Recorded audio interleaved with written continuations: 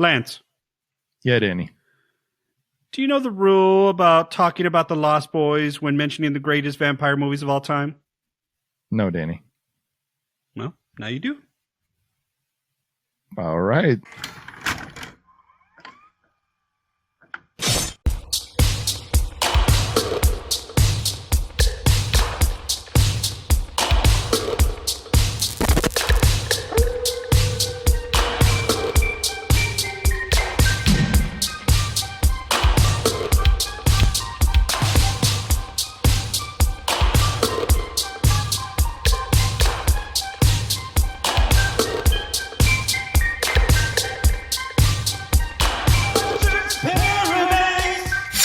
Spoiler alert, Slash's Paradise encourages viewers to watch these horror films before listening to our show. Danny and Lance will go through everything, including filmmaking, dialogue, characters, and even full scene breakdowns when we get excited. Enjoy the show. Michael, don't let go, bro.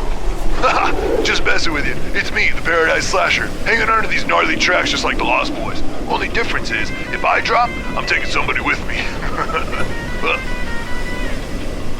Tonight's slash word is vampire. Anytime Lance or Danny let that sucker fly, you gotta take a drink of your favorite potion. Beer, soda, or maybe even a tall glass of blood orange juice if you're feeling extra spooky. Now, let me tell you why this flick rules. It's got vamps, gore, killer tunes, and that sax guy greased up like he just surfed through a thunderstorm. Totally paradise. Just watch out for Lance. Dude's gonna make this more complicated than vampire lore ever needed to be. And Danny's the kind of guy who traded his soul for bottomless garlic bread, which makes him the worst vampire hunter ever. So drink up, hold tight, and remember, when the fog rolls in and the bats take flight, you won't know if it's them or me waiting in the dark.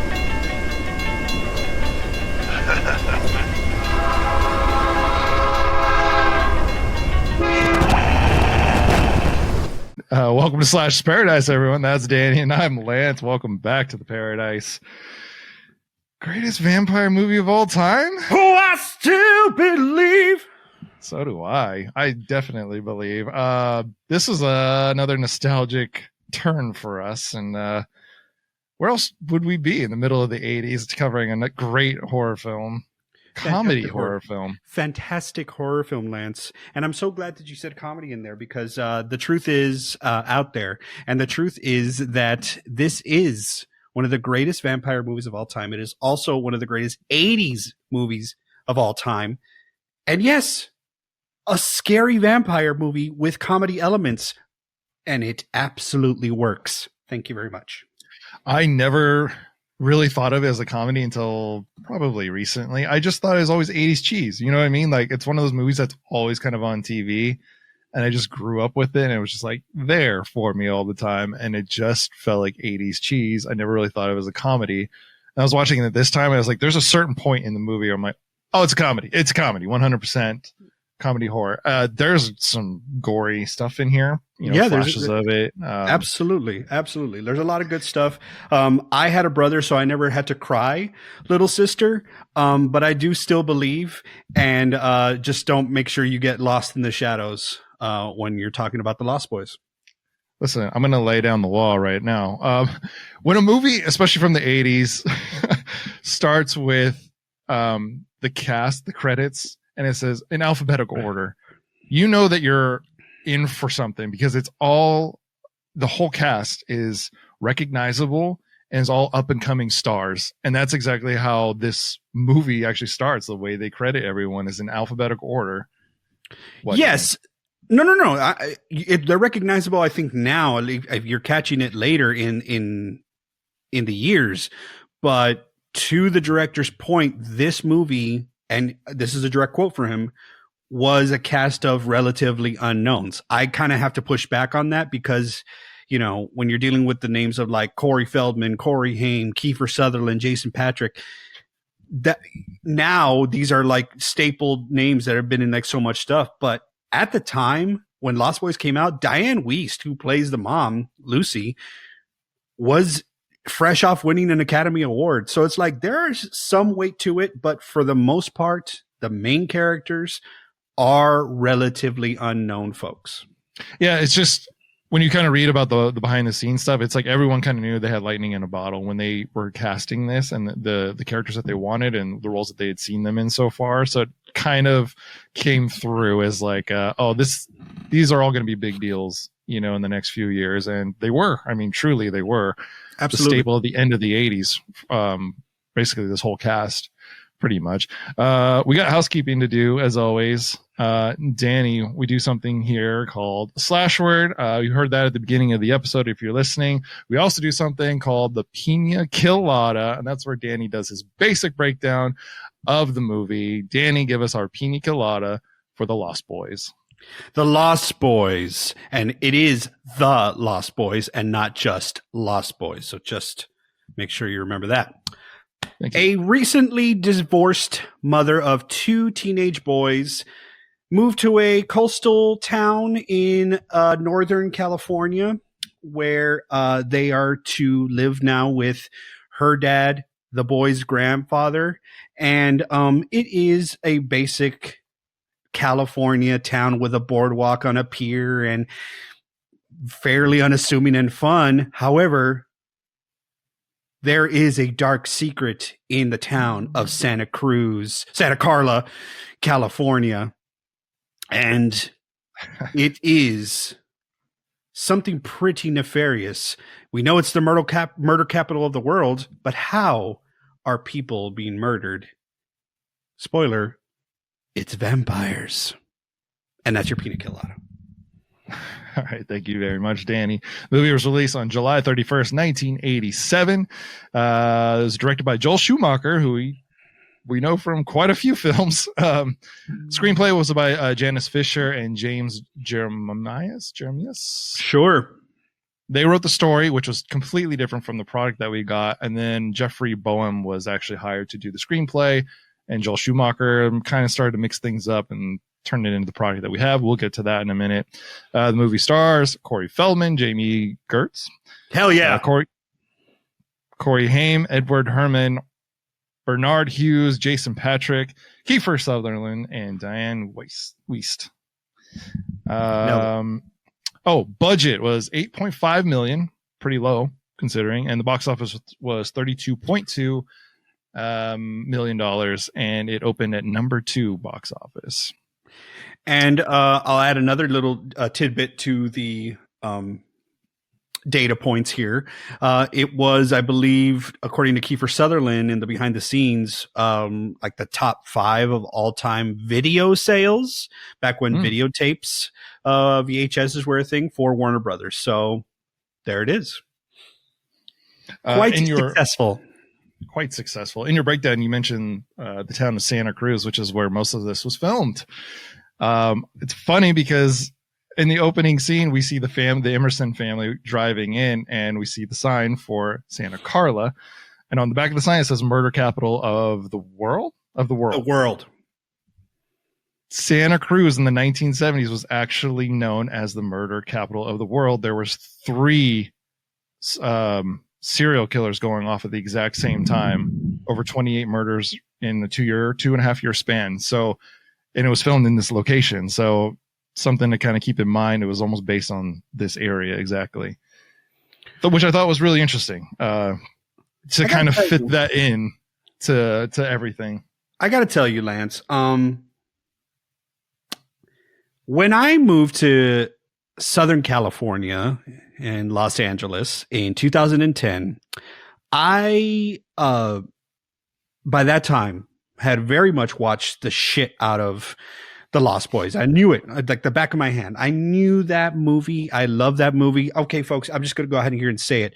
This is one of my favorite movies of all time. If you are watching this recording, you will see some Easter eggs that I have here in my newly decorated. Yeah, we're not going to, bury the lead here. We got to talk about the Danny's Paradise. Yes, folks, I fully converted the garage into my own Slasher's Paradise. So when Lance and I do have to go remote, here we are. And it's got lots of cool features. Okay, I'm going to let you all explore with your eyes, and you can zoom in and such. But I do want to direct your attention to 2 major areas right here.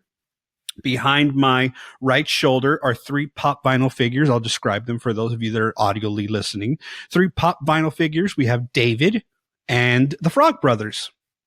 And then over my left shoulder, all the way in the back, is my wall of vinyl records. You really can't see that I have a buttload of vinyl records behind the couch here, but I do have a display, and it's predominantly Halloween. But I always do like to feature whatever I'm playing right there on the record player.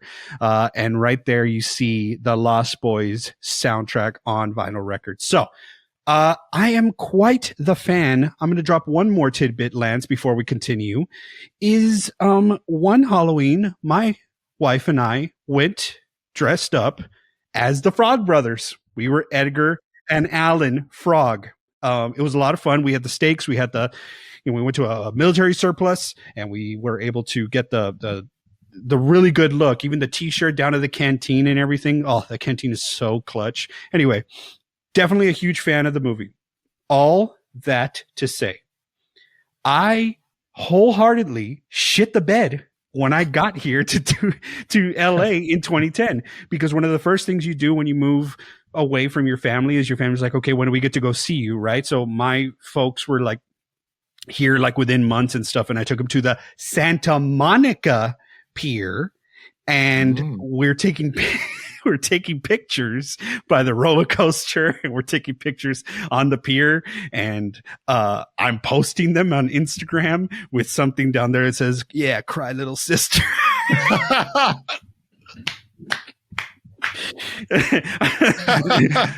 Not lost in the shadows here. And then later, I'm talking about like months later, I'm looking back on that shit, and I'm like, wait a minute. No, it's not. It's not even close. That shit's in Santa Cruz. However, it's not like it's not close. Fast forward to today, Lance. Since 2021, when I moved into my home, I live not too far from the bridge that they are walking on in the movie. So fate and God had a fun way of just being like, hey, we know you fucked up in the beginning, but we're going to go ahead and put you next to one of the landmarks. It all comes back around, baby. That's all that matters. It was so fun to actually read that. Like, very few things were actually filmed away from Santa Cruz. But that was one of them. I was like, oh shit, Danny lives right next to the bridge. Have you been, or have you found it? Oh yeah, it's still up. I see it all the time. It's on the way to the mall. I see it almost all the time if I'm ever going to the bank or whatever. It's I haven't got down. I was actually going to get down today, coincidentally. I was going to be like, what can I do for I had to go to the bank, so I took Loomis, and I was going to get down and be like, ooh, I could do something for the pod. And then I realized that when I left the house, I was like in a shirt that was a little too tight, so we weren't going to film anything. That's the worst. I hate that. You have to now. You have to make a promo just for this episode. Oh, you trust me. I'm going to go down there and say the entire Marco, what's going on? I don't know. What's going on, Paul? Wait, who wants to know? Yeah, I'll do it all. It's the weirdest thing. So I've been to Santa Cruz, and like I grew up in Southern California. It's one of the weirdest things. You will see people constantly wearing Santa Cruz shirts. So I was like, oh, this is like a big deal. And I see like little kids wearing the shirt. I see grown adults. I just never got it. And then I finally went up there, and on the boardwalk that's in the film, that's huge in the film, especially the opening scenes. And I don't get it. It's like a very small college town. There's not much of a vibe on the actual boardwalk. It's very small. I spent a week there, and I was like, I don't get it. I don't know why so much pride for Santa Cruz. And I'm not taking a shot at Santa Cruz. I'm just saying, like, I don't get why like the brand is so big. I don't understand it. But hey, kudos to Santa Cruz. You got the Lost Boys, and that's all that matters. Well, I'll tell you one thing that Santa Cruz definitely did was populate the opening credits, once we are introduced to the Emersons, with some interesting looking characters, to say the least. And guess what? They actually were all real locals. It says something like 20,000 people submitted to be, to that casting call to be like locals and featured in the movie. And boy, did they answer the call. I'm going to tell you something, Lance. I have never been simultaneously intrigued to visit a place and also terrified to visit to a place based off of what I saw. Now there were some moments there where the girls walking by with the bikini and stuff, but then once you see like the surf, I think that's how they're credited as us, like surf Nazis or whatever. Basically the bad guys in Point Break. I'm like, they're going to beat me up because I'm an inlander kook. Right. So I was like, I don't know. But, the boardwalk looked fun enough. We'll get into that, of course, about like how it is some place. Obviously it's a place that exists, and they do the beach concert and all that good stuff. We'll get into it. But, I was like, okay, I'm going to move to LA and I just got to watch out for these people on the boardwalk, especially the vampires. So that's right. We're talking about the opening, so we can get right up into it.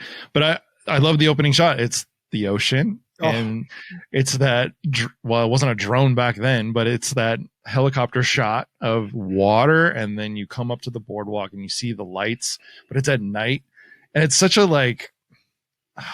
there's such a way that 80s, 90s films were filmed that made lighting at night look a certain way and make you feel a certain way. And it just kind of takes me back. That nostalgia just kind of hit as soon as you see this opening shot into the night of the boardwalk. It's a beautiful kind of scary sense. You know what I mean? You are shaking your head. Yes. So you get it. The reason I get it, Lance, is because you have to obviously realize that sometimes when you watch movies and you rewatch them and then technology advances and such, you appreciate it, maybe see something a little different. Sometimes when things go through a 4K transfer, it's like, that wasn't necessary. Or like you could see like the imperfections in the makeup and things like that. Yep. This one, I very recently saw it. And I saw it on a massive TV. I'm not trying to like gloat or anything, but we do have a pretty like substantial setup on the other side of this wall.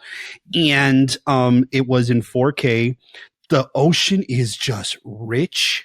It is, it's so like crisp. And what you see is just like, you've seen helicopter shots before, just like just a flying, video shot. I mean, you see them all the time at this time. It's not until later that you realize this is actually not just any sort of aerial shot. It's actually someone's point of view, which is really cool that they just kind of like peppered into there. But yeah, it's just, there's something, it's an amazing establishing shot. And I'm going to agree with you. It's equal parts scary and equal parts calming. It's very weird. It's a weird balance because the music comes in. Can we just take a step back actually to the Warner Brothers logo? Something that I always missed when I was watching it on VHS, because like it's just your TV speakers and it's not like the best sound, but it definitely was in there. It is the faintest cry, little sister. And it's a young child doing it, and it's so faint. And because the advancement of technology obviously in sound and all that's gotten way better, I heard it not just recently, but I had been hearing it every time I'd watch the movie. And I got to tell you, man, like it's so good. And then when the song comes in, and you love it, it's your favorite song of the soundtrack, Cry Little Sister. When it comes in and kind of sets it up, it's like, I would like to, folks, I'm poking fun. Lance will say what he's going to say a little bit later, but I think we both agree on the same thing. There is a nostalgic sort of feel that comes over you when you see that. And then you see the roller coaster and the credits, everything is just chef's kiss. Yeah.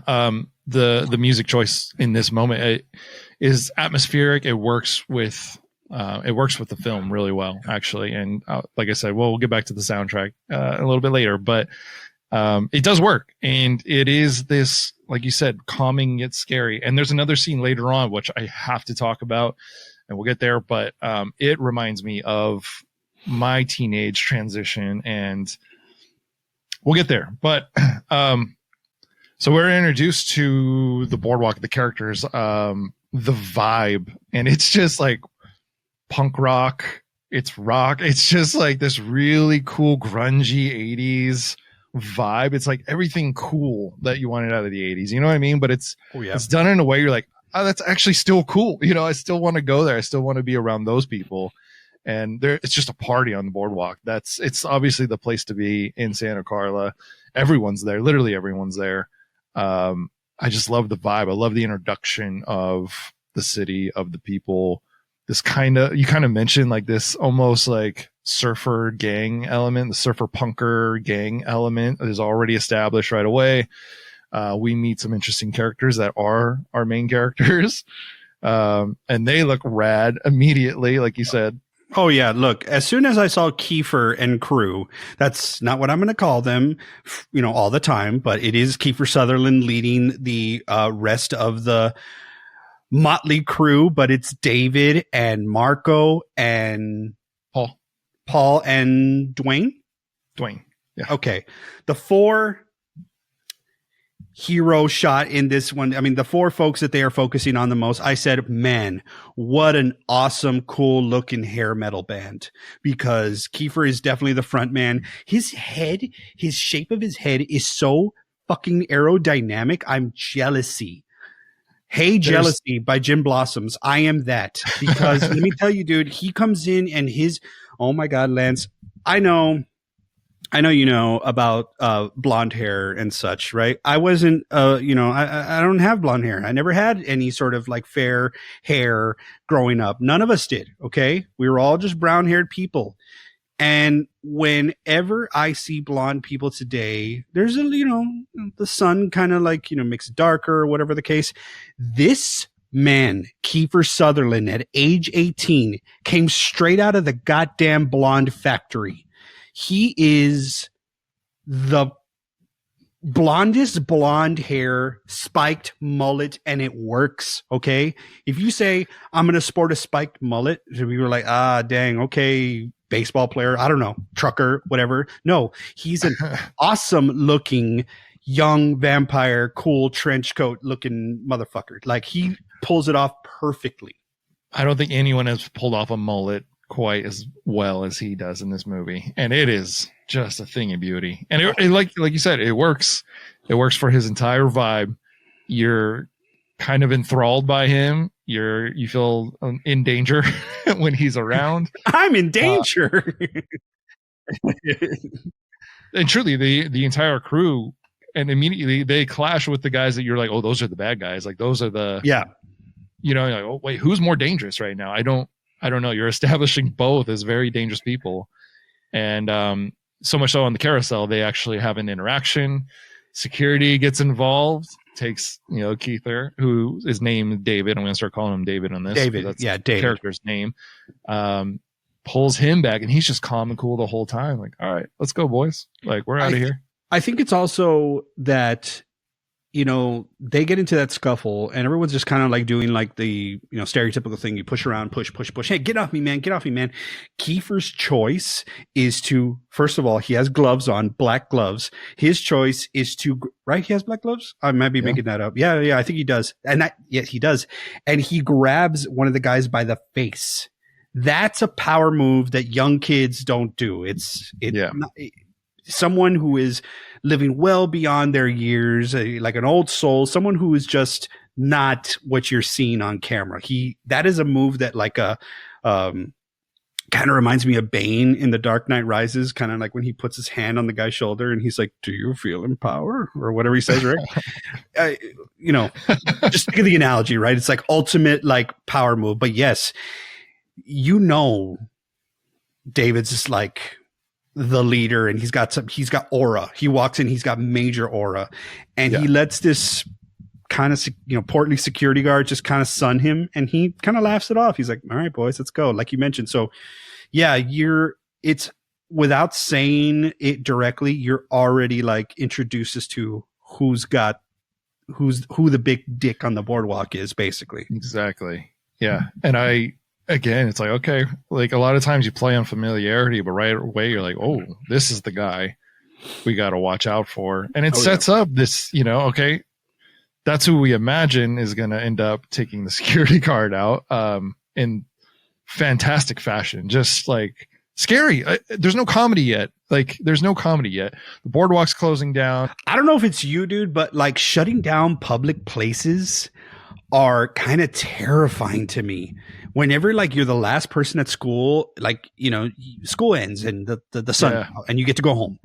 But if you like stay after school for like practice, whatever, like extracurricular activities, and for some reason you have to like, you know, stay pretty late, or if you, the worst, if you had a game, right? If you had a game and it was at the gym and you're like, shit, I got to go get my science book. I forgot my science book in the locker. And you go into the school and it is empty. I get the same feeling when they're shutting down the park and like the lights are shutting off and there's like, it's this aerial shot again. And you're like, oh, I kind of saw this in the beginning, but now it's a tingly feeling. It's like, this doesn't feel just like a normal aerial shot. Why are you using this? And it turns out it's just the security guard that had that interaction with David. He's being followed, and then eventually the aerial shot turns into a zoom in and it attacks him, and you hear all these like whooshing and like ding, ding, ding, ding, ding, ding, ding, and all these like noises and stuff. And it before the attack, the light shutting off of like, I mean, I don't know. It's hard to explain, but if ever I see like the lights being shut off, like at Universal or whatever, and you're there after hours, it's scary to me. It's weird. I don't know. Maybe because it's something that is like super populated in normal time, and then you're just seeing everyone removed from it. So. Yeah, you're used to all this energy. I mean, you took me right back to junior high, high school, elementary school, even when you do go back and you're like, oh, there's so much energy and now it's like completely quiet. Anything can kind of happen, you know what I mean? And that's exactly what it's set up as. You know, the security guard is out on his own. Everything's closed up. He's the last car in the parking lot. Actually, you see the second to last car leave. Yeah. And then it's like, oh, this movie is everything is so well set up. Again, it's like you kind of forget like, oh, there's comedy elements to it because it's so well set up for the suspense and the drama and the terror. So when the security guard is by himself officially, like you said, everything's closed up, he's the last one to leave. Now you know it's game on. And one thing that you said, this swishing kind, you can almost hear like laughing in it. The soundtrack is done so well where there's intricacies and there's like build up, you know, each time you see this kind of point of view, you're going to hear the swishing and little trickles of laughter and giggling and stuff like that. And it's scary. Go ahead. It almost felt like an alien invasion when they actually lift him up. He's going for the car door. He's trying to get in. He's terrified at this point. He sees what's coming after him and we don't, but, it's almost like this alien invasion sort of a thing, but it is scary. It's terrifying. You see the amount of strength. He rips the car door up with him. Like, it's a massive thing that just happened and we don't know what exactly it was, you know? Well, that's the thing is like, you know, if you have no introduction or anything like that, I mean, I think the tagline kind of said like, you know, sleep all day, party all night. It's fun to be a vampire. So I think like they were telling people that they were vampires and such, but you know, if you have no context, you know that this guy just got lifted up into the air by something pretty strong. And like you mentioned, it's not just the laughter and such that they pepper in there. It's like this, like these, like, I don't even know how they made that sound, but it's like official sound, a part of the score, you know? So. Yeah. So that's our first a terrorizing moment. I mean, really. Yeah. You mentioned what the story is. It's the Emersons moving into Santa Carla. Lucy Emerson just divorced her husband. It was a kind of a weird sense of like just divorced, but then later on is I haven't had a date in a long time, so I don't know exactly how long she's been separated, but she's bringing her two boys with her from Arizona, Sam and Michael. Michael. I'm just going to try to get a base here because Michael's name is said over 114 times in the movie. Michael. I'll get into that in a little bit, but I do want to touch on how wholesome this family is represented in the beginning because Lance and I come from a time where you didn't have Spotify's and you know things that you could play the song you want with no static. You know, you could still surf the radio, but I remember doing with my mom and my brother and my dad what they are doing when we are first introduced to them. So we get them in the car, they're driving in, and they're channel surfing, which is basically going through all the channels in the radio and having to agree on something to leave playing. And what's so cute is because Diane Weiss is so adorable. Like I am a fan of this actor, but I'm a fan of Lucy Emerson, the character, because yeah, I mean, maybe when she says like I haven't had a date in a long time, maybe that's the reason for the divorce. Like, you know, you got to date your wife, you know, as they say. So maybe that's kind of what she was referring to. But I've you know, obviously, it's not a great situation because she got both the kids. Michael is older.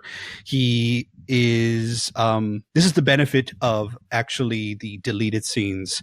Michael is very keen on wanting to get a job, and she says things like, well, you know, school's going to be starting and you're going to go back to school. And in the deleted scenes, he's like, I think I'm done with school. I don't think he's talking about college because he's supposed to be like a, you know, in high school. He's supposed to be at least a senior. So, Sam, played by Corey Haim, is substantially younger. But they're all in the car and it's all cool. It's all fun. And, you know, just a very stark difference between the two brothers. When I was growing up, I kind of saw my brother as Michael and me as Sam, because my brother was only a year older, but he was, you know, he was cooler, I suppose. He was the football player and such. I was cool in my own way. I'm not going to downplay that I wasn't cool at all. I was pretty cool. And, but I wasn't, you know, we were different. We were cut from different cloths. My brother was, you know, rancher and, you know, football and all that stuff. I was not. I was into movies and you know, different things. Right. So, I always liked the depiction of the brothers. They, you know, had disagreements and they fought a little bit, but it was always nice to kind of see them have each other's back. That was that's a huge thing throughout the entire story here, is that it's a story of brothers. It's a story of families, different families. You got a vampire family. You got a real family. Yeah. So yeah, that's the Emersons. That's our main three, basically. So we follow them onto the boardwalk. They're taking in the boardwalk of Santa Carla, what we've set up already. It's the same vibe. Can you imagine, like, the party is just always raging on the boardwalk until it's not? You know what I mean? Like every night. Ooh, can we talk about the party? Let's talk about the party, because Lance, I'm so down. Let me tell you something. I still believe in the party, Danny. That's right. What do you got over your neck? Do you have a little? Let me tell you, there are some times, Lance, where I will watch a movie and I'll say, "Oh, I wish I could just be there." Right? Yeah. I just recently watched Just One of the Guys. Do you know that movie? It sounds familiar. I don't know. It ends in a beach prom. Very nice, right? I would have loved that. When I see, and I saw for the first time, the Tim Capello beach concert that is happening with fire barrels and oiled up skin and big hair and hard bodies and hot girls and, you know, confused kids and everything like that, and a absolute monster of a saxophone player in Tim Capello, who is ripped, by the way. There's so few of us. He is absolutely ripped, and he's got on purple tight pants and nothing else. He's wearing a saxophone, purple pants, and a ponytail. And guess what? He still believes. Okay. How could you not? That song that he is ripping in this moment, I got to tell you, dude, I used to put that in all of my mix CDs, those CDs that you would burn. It didn't even have to be a part of the genre. I could have been making like a rap CD. I would just I had to throw Tim Capello, I Still Believe in there, and it would just play, and people would look around like, okay, how about this? I used to host the pep rallies for my high school, and it'd be like, yeah, you know, pump up the jam, pump it up. And then the next thing is just like, from my back, I see holding waves, don't comfort me, turn and tossed. Oh, I still believe. And people would be like confused, but they I knew bet. they had to dance and they knew they had to jam out. And this fucking concert, man, I wish I was there. It's the most meme-worthy thing that we've seen from this movie currently. It's like people from the 80s making a movie. You know what this movie needs? A guy that's jacked, oiled up, and has a saxophone. Like, what? What are we thinking? You know? Yeah, but it's like so beautiful and perfect. You think he's gonna like the normal thing would have him shredding on a guitar, right? Like a massive hair metal band. Like, Right. you kind of already set that up. No, Yeah. God damn it, a saxophone that is being absolutely torn to pieces. The shots that Joel Schumacher chose, like he's got this one shot. It's from obviously the point of view of the audience, up looking past fire of a barrel, and Tim is on the other side. Let me tell you something about Tim Capello. Really awesome, obviously, saxophone player. He is still shredding that freaking saxophone to this day. And if I could give you all one recommendation of something you should listen to, he is in a few songs with the band called Gunship. I believe they have a song that's called something with the Lost Boys, but the music video is really cool. The song itself is a bop, and he is featured on there. So check that out. Tim Capello definitely steals the show for a lot of people. A lot of people do say that scene is their absolute favorite of the whole movie. Absolutely. It kind of was a statement for the 80s. I almost like forgot that it was from the Lost Boys because I've seen that scene so many times, and it matches so much the vibe of late 80s movies and even action films, you know, like I almost expect that in not Rambo, but like some sort of action film, you know. I'm like, was this guy was he in Predator? I don't know. Was he Jesse the Body Ventura? Hey, I like to play the saxophone on the Santa Cruz Pier. You could call it Santa Carla. I wish a vampire would try me. Okay. Sometimes I just throw ollie oops up to Danny and just hope he slams them down. He always does, thankfully. All right, the Emersons are walking through the boardwalk. We're back on track here. Lucy. Oh, go ahead. Well, yeah, you were going to go with Lucy. I was going to say about Sam and Michael are sticking together, and Lucy's exploring. Yes. Yeah. Lucy heads into a video store, of course, naturally, because this is the 80s. And let's head on into one of the coolest looking video stores I've ever seen. When you have a wall of TVs behind you, right? You know, and we meet Max, who says, what does he say? He says, "Oh, I got it. Are you ready?" Oh, you know the exact line. Well, how may I help you this evening? We've got it all. The best selection of videotapes in all of Santa Carla. Pretty much. There it is. Yeah. And it's when you build a video store, this is probably like top 5 ways you would build it. I mean, it's got like neon TVs, a wall of TVs playing the exact same thing right behind the counter, which is in a U shape. It's packed. It's amazing. No. I don't think the one thing that's missing that we don't see is like the nook and cranny. We need the horror section. We just need to see what the horror section looks like. And that's all I really wanted, but we didn't see that. But everything else, yeah, there's a few things you could see. Apparently, I miss it every time because I forget to look for it. But apparently, you could see one copy of the Goonies, which is funny because Corey Feldman was just in the Goonies at that juncture. And that's what this movie was modeled after. For sure, yeah. I got to reiterate that this is just transport me to that night, man. I'll go rent some videos on my way out after this freaking badass concert, and I will stare because I'm putting myself I go 2 ways. I'm going to put myself in the shoes of Michael because let me tell you something. I was in the shoes of Michael Lance because rivaling Danielle Harris for me growing up was Jamie Gertz as Star. Holy moly, man. She was the quintessential. She's like this. It's like a different style, right? Like obviously Danielle Harris was like, oh, it's a different thing. You're growing up with her and I don't know, whatever the hell.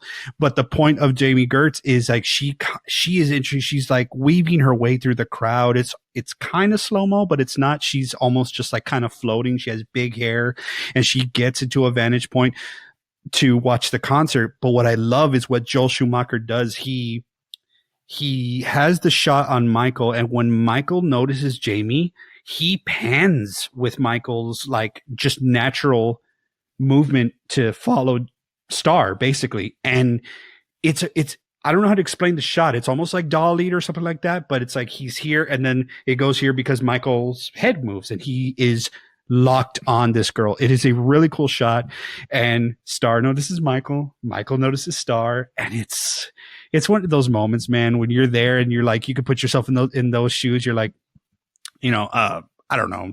I never really like got a crush for the night at a concert, and I didn't really go to a lot of concerts and stuff, but I was like, yo, this is like one of those things like when you go to summer camp or something and you get like it's like a temporary sort of crush or whatever. Yeah. I'm like, this is happening in this moment alone. And I could relate and definitely related to Michael in that moment. So there. I just thought Michael's choice was to mad dog her, and I didn't quite understand that. Every time I watch it, I'm like, why is he so angry though?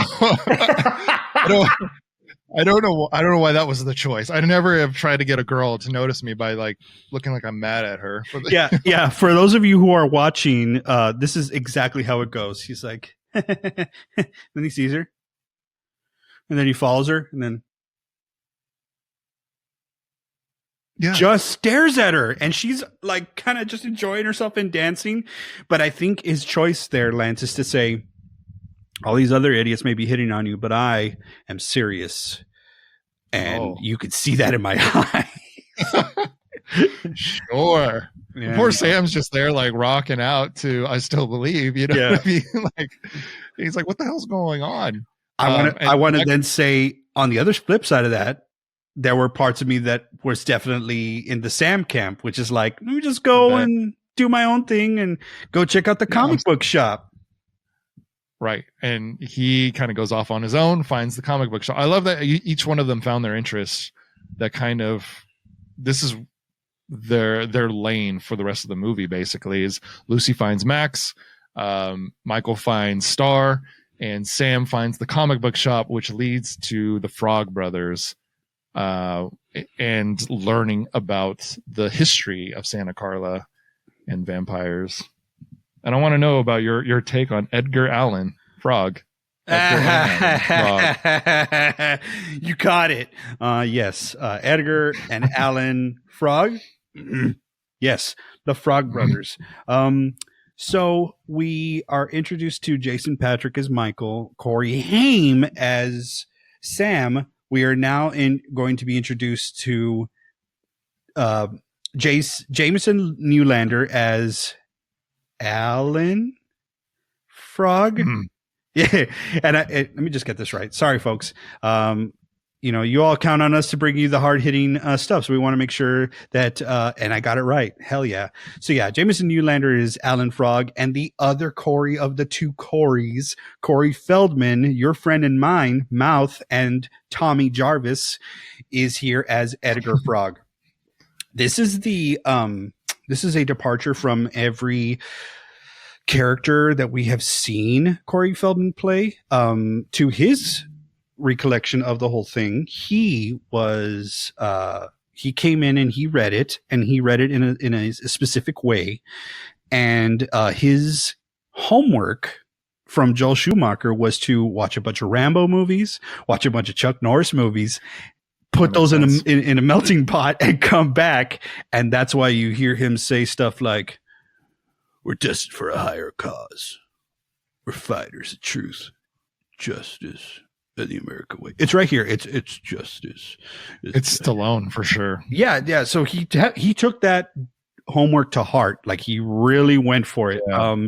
But it's so funny because this is as Teddy Duchamp in Stand By Me. That's also obviously Corey Feldman's last character that he played before this one.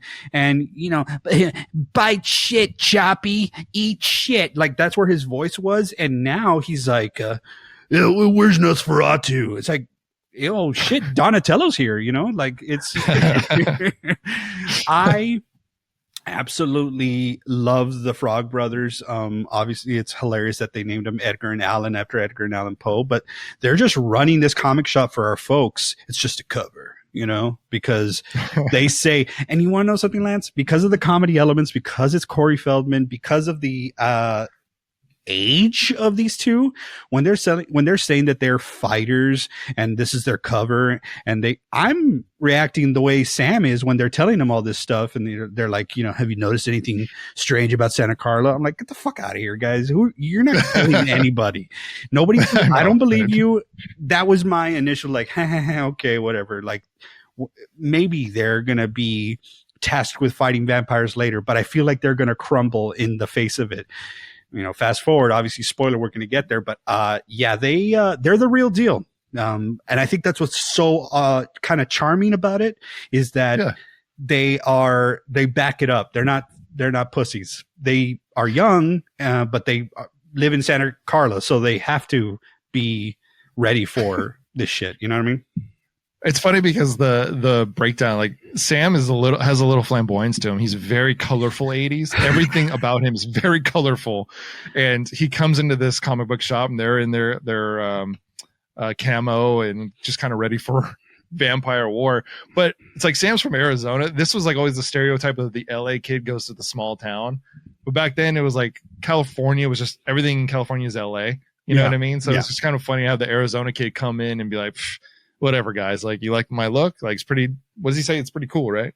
There's something about Corey Haim and his acting in this point. We said it in Silver Bullet. He's just excited to be there. He's just so happy to be an actor. Like, dude, it's so true. Man. It's so true because Corey Feldman tells a story about when Corey Haim got this role. There was a competition, right? So much to the point where Corey Feldman had dated a girl who was now dating Corey Haim, and he said that she would be like, "Well, Corey said this and Corey said that." He's like, "I don't want to fucking hear about this dude anymore." So then he was in wardrobe for this movie, and he said Joel Schumacher was there, obviously watching him get his wardrobe done, and that I guess he says he gets a call. Joel Schumacher gets a call from an executive or whatever, and Joel just being like a hype man, he's like, "Oh, this is an amazing cast, we're so excited, we got Corey Feldman, we got Corey Haim." That's how Feldman heard that Corey Haim was going to be in the movie. So fast forward, he says he gets a call to his house on his answer machine. How 80s is this? He said, "I actually got a call and you left a voicemail on my answer machine." And it's like, "Hey man," and he does a great Corey Haim Feldman when he's telling the story. It's like almost like if you're listening to him. He's like, "Hey man, we're going to be working together. So let's hang out. Let's be bros, man." So yeah, Lance, absolutely. It very much is, this dude is happy to be there. Just, obviously it's a tragic story about Corey Haim. Obviously we won't, really spend too much time on it. It's a really tragic story for both of them. But Corey Haim, unfortunately, is not with us anymore, and had a lot of struggles with alcoholism and drugs and stuff. So it's nice to kind of be reminded that there was an innocence and there was a happiness in his life, and you can definitely see it come through in his portrayal of the character. Yeah, it's funny because they ended up doing a couple movies together. This was actually their first one. Yeah. And they were in the hotel room together. Oh, they did 7 total. Yeah. So this is their first one. They bonded because they were in a hotel room together, basically hanging out all the time. The older kids, the older cast members were throwing parties every night that they couldn't go to because they're underage. So they had their own little party, and kind of started that bond there. So I think that's really cool. You got a lot of that, I think, out of the 80s. We kind of talked about that a lot with Friday the 13th. Like, It was just a cast of kids that were just having fun and figuring stuff out. Came up with a lot of gimmicks on their own and just had a good time. But that's also hilarious that sort of situation follows Corey Feldman around. Obviously, if you're a kid actor, it's kind of going to be the same situation. But we heard about that with Feldman on Friday the 13th, the final chapter, and how all the older kids would go partying. He's like, "I've been working with you guys all day. You guys are my friends. You guys are my peers. Now because, we're done with the day and you all are going to go do adult things, I can't go." So like, it's nice that he was able to bond with Corey Haim. And like you said, the two Coreys, took the world by storm. They did like a shitload of movies together and became like very, very good friends. But yeah, that's got to be nice that you can bond with somebody who is your age. But that's what they talk about with the cast. I mean, just a home run from the casting director. Just nailed it with just amazing ensemble cast. Everybody fit their role, did it perfectly well. I mean, just like, I don't think we mentioned how we mentioned a little bit in how brand new mostly everyone was, relatively unknown and such like that. Talk about the vampire quartet, right? All of them, Dwayne, the actor who plays Dwayne, was modeling, wasn't acting. This was his first real gig. The one that plays Paul was his second gig. Alex Winter, who plays Marco, had just graduated from NYU. So like everybody's just brand new, but kind of getting into it. So it's nice to see, obviously, like when you're a part of something that is such a cult hit and has such like a following and leaves that big of a mark on folks. You want to hope that, they say don't meet your heroes. You want to hope that there are good stories from the production. And it turns out that there was. Yeah. Absolutely. We're getting really close to a scene that I just really wanted to talk about. And that's Michael and Star finally come together, start talking a little bit. Yeah. Okay. Danny's happy. I'm happy. And turns out there's a huge connection between Star and the boys, the quartet, the boy band. They come, Michael and Star are starting to hit it off. They're starting to talk. The boys come and interrupt. Michael's about getting on his motorcycle. So we're like, okay, he's riding a motorcycle. The boys also ride motorcycles. And they have that interaction. And David tells Star, basically, I have this power over you somehow. Get over here right now. But there's a lead in for Michael, like, you can come with us. But it's kind of a lead on of like, oh, I'm the badass. And Michael automatically thinks like, oh, you want to race to whatever point you're talking about. I'm new in town. I don't know what you're talking about. I can't take your bike. He's like, you don't got to take me. You just got to keep up. Right. So it leads to this scene. And Danny, this is the big nostalgia hit for me. It was, okay, so you're in your safety zone. The lights are on the boardwalk. You found the girl, the excitement of going after the girl. The girl's a local. She's got her friends. You're like, okay, like, I got to go for the ride if I want the girl, and it's been set up. So I got to keep up with these guys to get the girl. So you're leaving the safe space, and it's exciting. It's maybe even fun. You're on your motorcycle. You're riding out there. Slowly but surely, you get into the darkness with this new group of people. The excitement starts to turn into an absolute fear of shit. I am away from the safe zone. And the darkness is closing in. The fog's closing in. I can't see where I don't know where I'm at right now. The anxiety of this moment, of the situation of still wanting to look cool for the girl, wanting to get the girl, and having her group of friends around and looking down on you, judging you. You don't know where you stand with this group, but getting away from the safety, going into the darkness. This scene of I call it the chase, the motorcycle chase, really got me. It took me back to my high school days of chasing the dream, chasing the girl, getting out of the small town and all that. It's very symbolic to me, and I love it so much. And it leads to David leading Michael into a crash, and he gets slightly hurt. He's pissed off. This scene was just like huge to me. It just took me back to a lot of growing up and the fun and the anxiety all mixing at the same time. I don't know if it did the same for you. It seems like you've got some sort of nostalgia to it as well, or maybe a different take. Folks,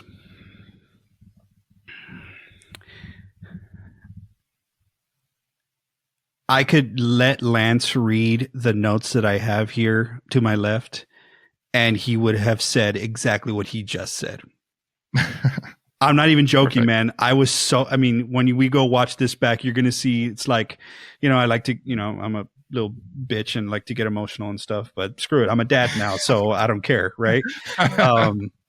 That was awesome, dude, because everything you said was exactly how I feel about it. Pepper in, you didn't mention it, but I know I know you know it. This is when we hear the Lost in the Shadows song, and there's a part where I'm not even joking, folks. Like Joel Schumacher has his hand on all of this because he's the director, and everyone will say that this dude was involved day in and day out. He was there for everything. He didn't. The DP will say Joel. It was Joel. There is a beautiful seamless pairing to this motorcycle chase and that song, so much to where Lou Gramm, who does Lost in the Shadows, his music video is basically this scene, because it's like, I can't wait, I can't wait, no, and it's like almost like the motorcycles are going on the dunes of the sand in sync with the beat. I mean, there are little things about this scene that, like, yes, because as you fade away from the comfort, like you said, it's exactly how I feel. It's exactly how I feel, because it's like, fuck, that's fun. Oh shit, this is scary now. I'm kind of unsure. It's like driving in the fog. It's almost as if you don't want to get lost in the shadows. One last thing about this, two things. My brother and I have quoted this movie in different ways, not just like, hey, remember Lost Boys? And we'll go this. No, it's like, we will be in a completely removed situation. I think this is how people quote movies. I'm just trying to say, like, we are like something somewhere else. We're just talking, and something pumps you up or something like that. Like, we're watching our sports team and they do something great, and we let out the David yell, because everyone's kind of like wooing and like, ha, yeah. And Michael's just kind of like bracing because there's a lot of like fog and wind in his face. It's like, it's like dust. And they cut to like even stars enjoying it, because they're all just kind of being kids. And I think that's what's beautiful about it, is because obviously there's more to these guys than meets the eye, right? You can almost assume that there's something underlying, but at one point they all just get to be kids for a little bit, and kids who are kind of just thrill seeking and stuff. We didn't do dirt bikes and such when I was growing up. We was more like cars and racing, and you know, sometimes it was like four wheelers and shit at the ranch, but for the most part, like, you could see the joy and stuff. And even Star, who's on David's bike, but she's looking back and smiling because, like, here comes Michael and, you know, blah, blah, blah. But David does this like guttural sort of Viking yelp.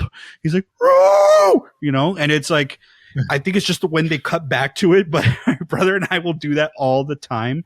But there's this one thing I do want to say. Kiefer Sutherland is just so fucking cool in this movie. Because two things happen at the end when Michael crashes. Two things happen. Michael stands his ground, and he is outnumbered, and he does not pussy out, man. He is the new kid. Mm-hmm. He's outnumbered, and he crashes out, gets up, and he decks David. And he's like, I don't give a shit. I'm right here. And I love that, because it shows you that Michael, even though he's out of his element, he ain't no bitch, man. He ain't going to be, you know, he's like, I don't give a shit. Like, let's go. And that's one thing. The second thing that happens is how, again, in control David is. You harken back to what he did with the security guard and how he was just calm. Michael punched him hard in the face, and he just kind of takes it, and Michael's, you know, ready. He's like, just you. And David gives him one of the most chilling lines that someone could give you right before a fight. I don't know if you've been there personally. I kind of have. If somebody kind of says this, you know, in a fight, it's like, come on, motherfucker, you want to go or whatever, like somebody says. And David gives him this line. How far are you willing to go, Michael? And he's smiling about it. Like, he's like, oh, you want to fight? I'll kill you. And I'll enjoy it. You know what I'm saying? Like, so the aura is still there. And obviously we cut to them kind of like squashing their beef. Like, David's like, you know what? Like, I get it. Like, yeah, I did crash you out and you decked me. Let's move on. So, yeah, this scene does stand out, Lance, and in the best way possible. And I think that there's a lot in it that you could latch onto, but you know, we're going to mention it a bunch of times. The score, the soundtrack is so undefeated, and it's a great scene. I know it's interesting when folks talk about like all these things had to happen so that they could get a job. You know, all these things had to fall into place. Joel Schumacher was going to call WB and turn the movie down. He didn't want to do it, but he called during lunchtime. And nobody was at their office. So he said, hey, please return my call. So while he was waiting, he went out for a run.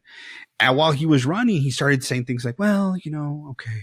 Thinking, obviously. He's like, what if the What if the cave wasn't a cave, but it was like an old hotel that fell into the crack after a earthquake? And, what if they weren't, what if they were on motorcycles? And what if they were like, cool and sexy? And although the ideas started formulating, so that when he returned to his house and WB basically called him back, he was like, yes, I would like to come in and talk about the movie and accepting the role. So had that like sort of not happened, he says, maybe he wouldn't have done it. So, yeah. And he also said about his vision with The Lost Boys. First of all, yes, you're right. It was supposed to be a children's movie. Thankfully, it wasn't. It was it was a teen movie for sure, but it wasn't a children's movie. No, it was supposed to be the Goonies. It was supposed to have a lot of cheese and fun, and even the Frog Brothers were supposed to be like chunky, like 8-year-old Boy Scouts, and everything was different about it. Like, even the choice for star was Joel Schumacher really wanted like a blonde girl, and he wanted like what was her name? Just super blonde, cute, just to really stand out from everything. And then what we ended up getting, I think, was so much better. I mean, you're a big fan of her, but she's got this more like old, I don't know if the word gypsy is still outlawed, but she's got this like older vibe to her, this more free-spirited vibe than I think like a blonde girl, a classic blonde would have had. So he was looking for pixie cut.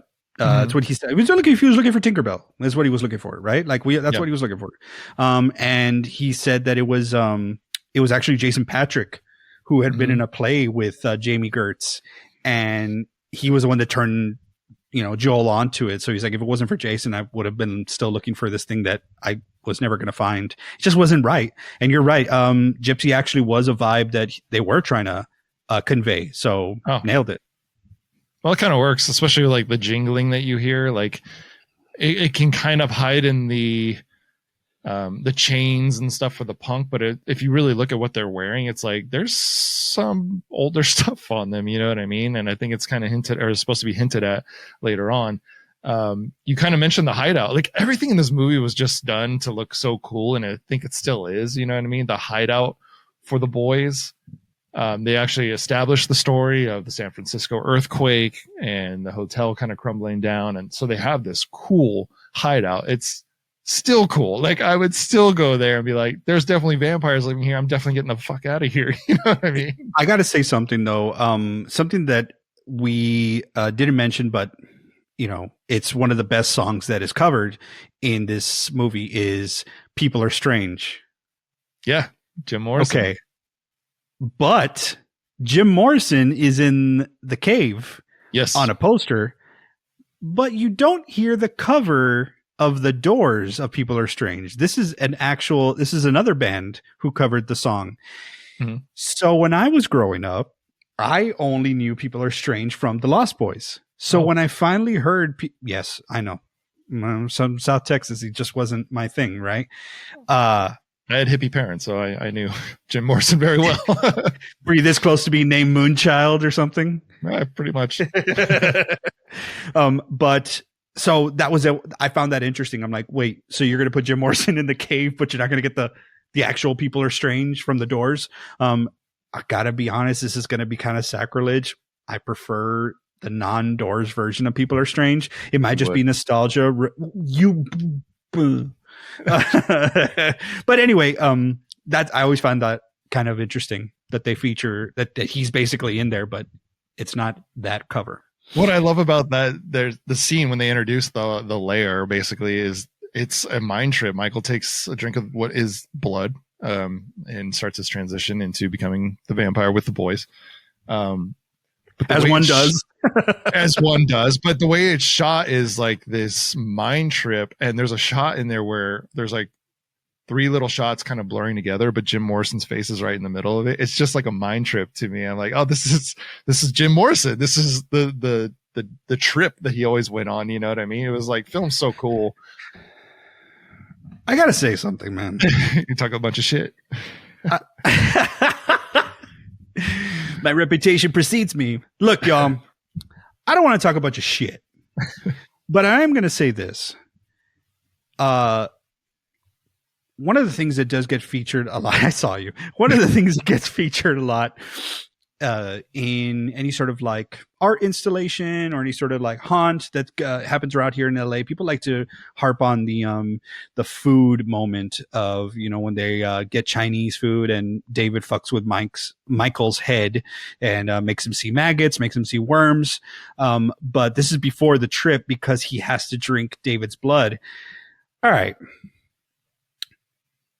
It's not David's blood mixed with Sprite Zero. It's just David's blood. So you're telling me that he takes a drink of this blood and wants more? Because he is in this trip, just like they're all dancing in a circle. And if you focus on Michael, he's kind of doing this like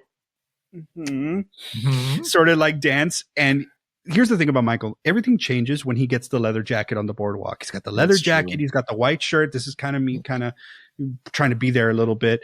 But he's also got some really faded blue jeans and the whitest sneakers I've ever seen in my life. So that kind of takes me out of it, but that's what you see when he's jamming out. This is the shit I'm talking about. He drinks it. I get it. Take a drink. It's blood. Not for me, but sorry. You got me. Okay, right? No, he drinks it and wants more throughout the night. I'm sorry.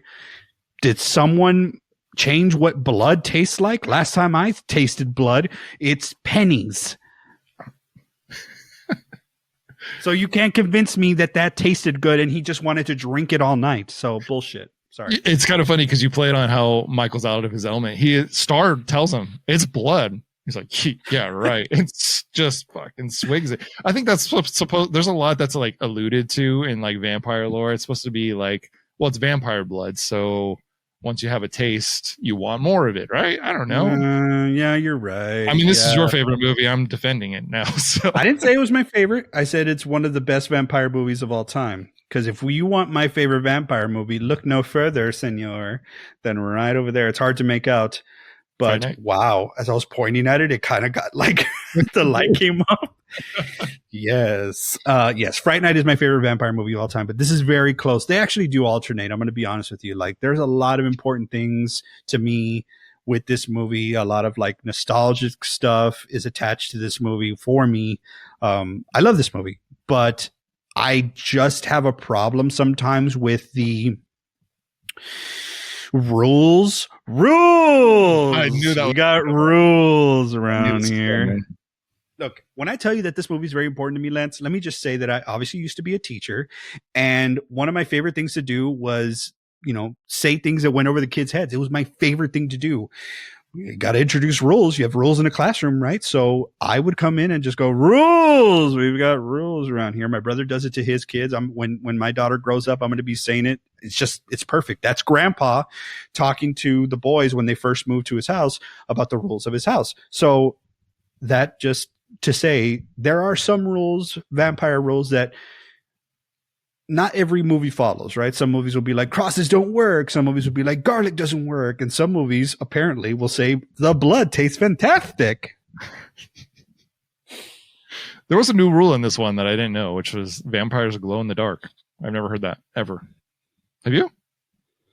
Yeah. I've never heard that one. Yeah, I heard that one. And, yeah, basically the one that they do ignore or they say doesn't work is garlic. Garlic doesn't work in for these vampires. It's just they laugh it off. But everything else pretty much does work. Mm-hmm. Yeah, there's always like one or two that just fade away. Oh, the big one is the reveal at the end. Sure. You're invited in, you know. Yes. But Michael is becoming a vampire. He's going through the transition. And poor Sam's at home, and there's this hilarious scene. This is the moment I was like, oh, it's a comedy. Oh, there's comedy to this movie, and it's where Michael and Sam. There's a big reveal that Michael is now becoming the vampire. Sam shunned the Frog Brothers and said, "No, that's not true. That's not real." Yeah, right. And now he's like, "Oh my God, my brother's a bloodsucker," and I got to call the Frog Brothers. The scene is hilarious to me. The scene is perfect. I've been in a certain, a situation like this. My brother wasn't turning into a vampire, but he was definitely, we were fighting and he was trying to get to me through the window and shit like this, whatever. But the point of this is that, remember when I said earlier when I was like, oh, I always saw myself as Sam and I saw my brother as Michael. It pretty much ends the comparisons, or when I feel like I do want to. Look at this guy right here. Loomis. Folks, my dog Loomis is just right over there and he's hanging out, so don't worry about him. No, he's great. There was a part where Michael is starting to get terrorized by the boys, the vampires, and he's staying with Sam that night, and he says to Sam, after this sort of like motorcycles are kind of like whizzing by their house and stuff, and all the lights are being shined on, and then eventually they disappear, and then there's like Sam doesn't know what the hell is going on. He's like, what's going on, Mike? And Michael says, go take your bath. And I was just like, okay, that's weird. And then they show Corey Haim, Sam, taking a bath. And that's where the comparisons end. That's just not me, man. I don't sit in a bath and see, I knew you were going to fucking do that.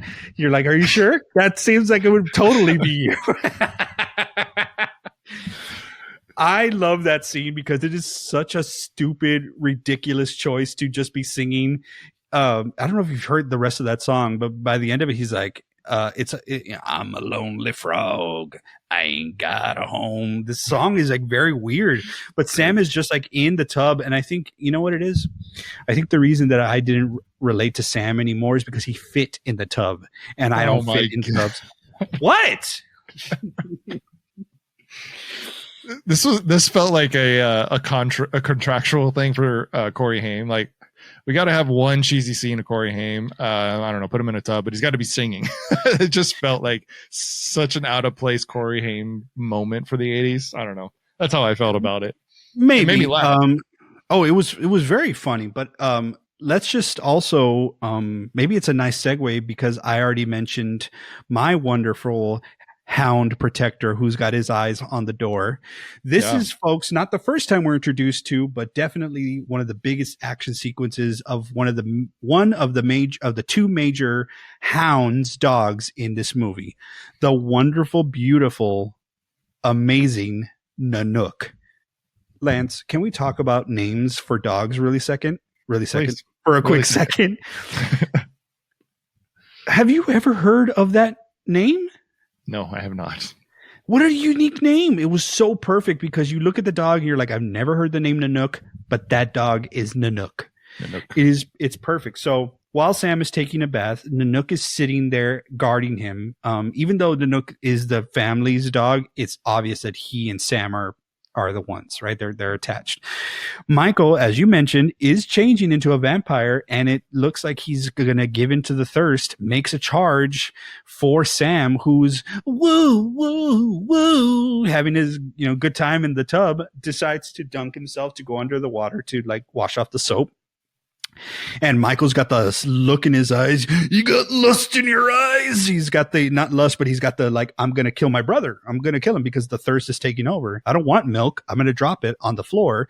I want to kill my brother. And they do this cut between Michael and then Nanook and Michael and Nanook and Michael and Nanook. And Nanook is doing this like, it's like really terrifying. I'm like, okay, I'm not. And Nanook fucking dives at Michael, takes him out down the stairs, and then Sam was like, what the hell just happened? He sees that Nanook is gone. He doesn't know what just transpired.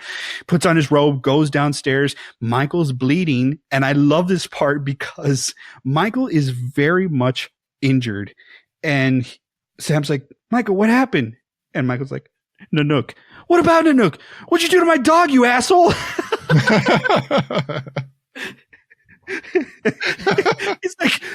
he's like, I didn't do anything. He bit me. He's like, what's wrong with you, Mike? What'd you do to him? And he's like, he was protecting you. That's when Sam sees Michael is not, well, his reflection is fading, because that's one of the things, vampires don't cast a reflection in the mirror. Yeah. You're a vampire, Michael. You're a creature of the night. My brother, he's a goddamn shit-sucking vampire. Oh, you wait till Mom finds out, buddy. Oh. Glorious. Absolutely glorious. That opens it up to the comedy. What I do like, though, is that Michael's like, he was protecting you. Like, he just full on admits it. He doesn't try to hide anything. He's like, I don't know what the hell's happening to me, but he was trying to protect you from me. And now it's just opening up like, oh, okay, Michael's going through the transition. He is a vampire. And Sam's reaction is just priceless and opens up the brevity, I guess we were looking for, maybe. Just so funny, this scene. And then when Michael's floating outside and Sam's calling his mom for help.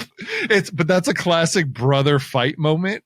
It is, but just dude. Done so ridiculously. It's just so funny to watch. I don't know if you've been there, Lance, but I've definitely been there where it's like the fight's happening. The parents are involved. You've already called out to your mom to come save you. My mom's on her way and stuff. And then in the time before she gets there, you and your brother squash it.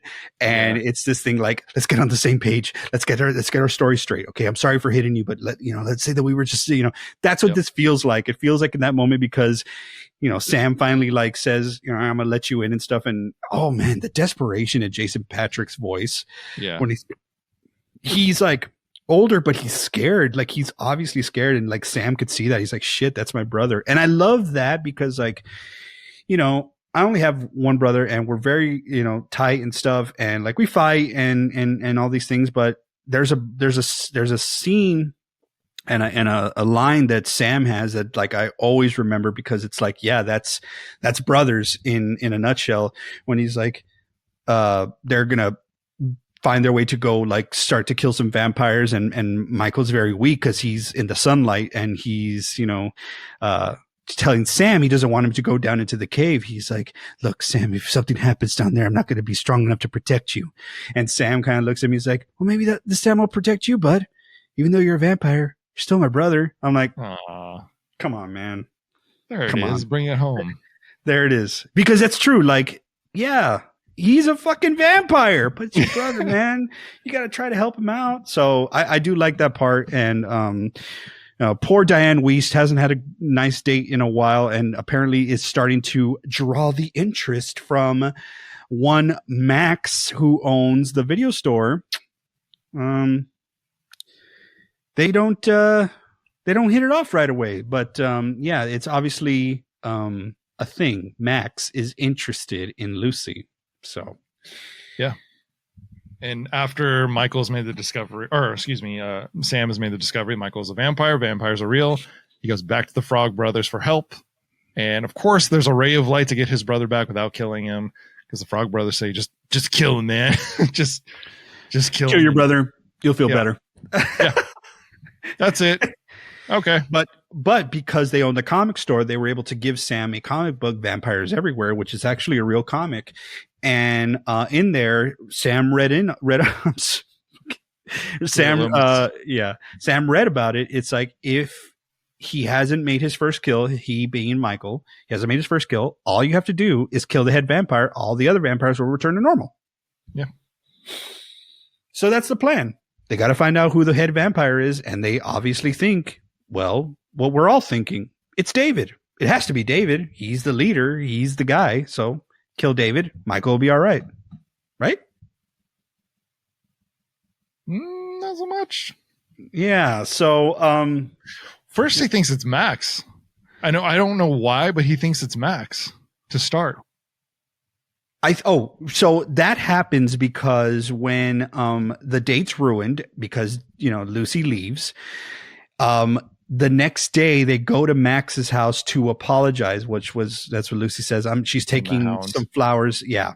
So remember I said one of two hounds. We see the second hound, Thorn, who during the daytime is the protector, the hounds from hell. So of course it's daytime. Max is talking about hound from hell. There you go. Talk about his suspicion. Okay, should we just stop talking about dogs and just let them talk? Yeah. Go ahead. Thorn basically attacks Lucy from getting close to the door. So he runs after her. Thorn is this like white German shepherd. And it's pretty terrifying. Like she's running for her life and Thorn is really trying to get her. So things like that are informing Sam. He's like, it has to be Max. Max only goes to the video store when it's dark.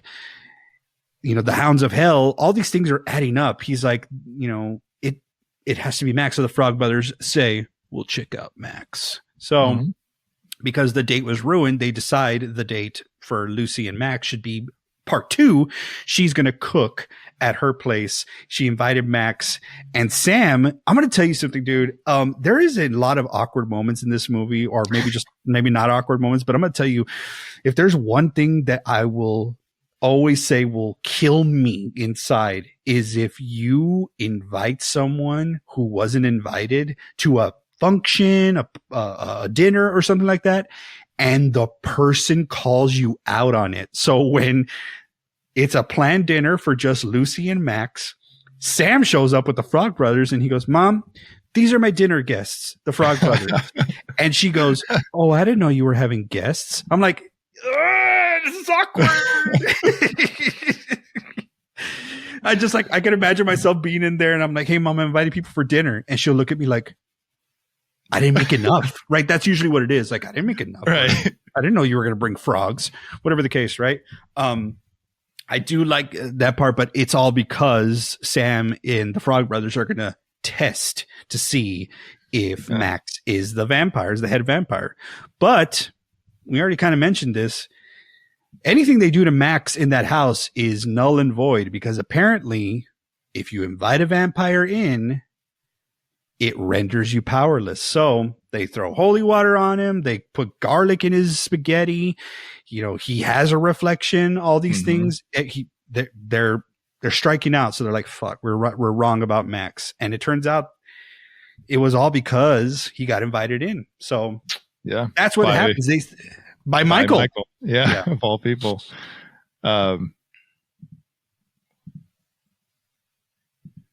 Interesting. Oh yeah. So that's another funny scene, but it leads to Michael's on his way out during this. That's why he's not a part of the dinner scene.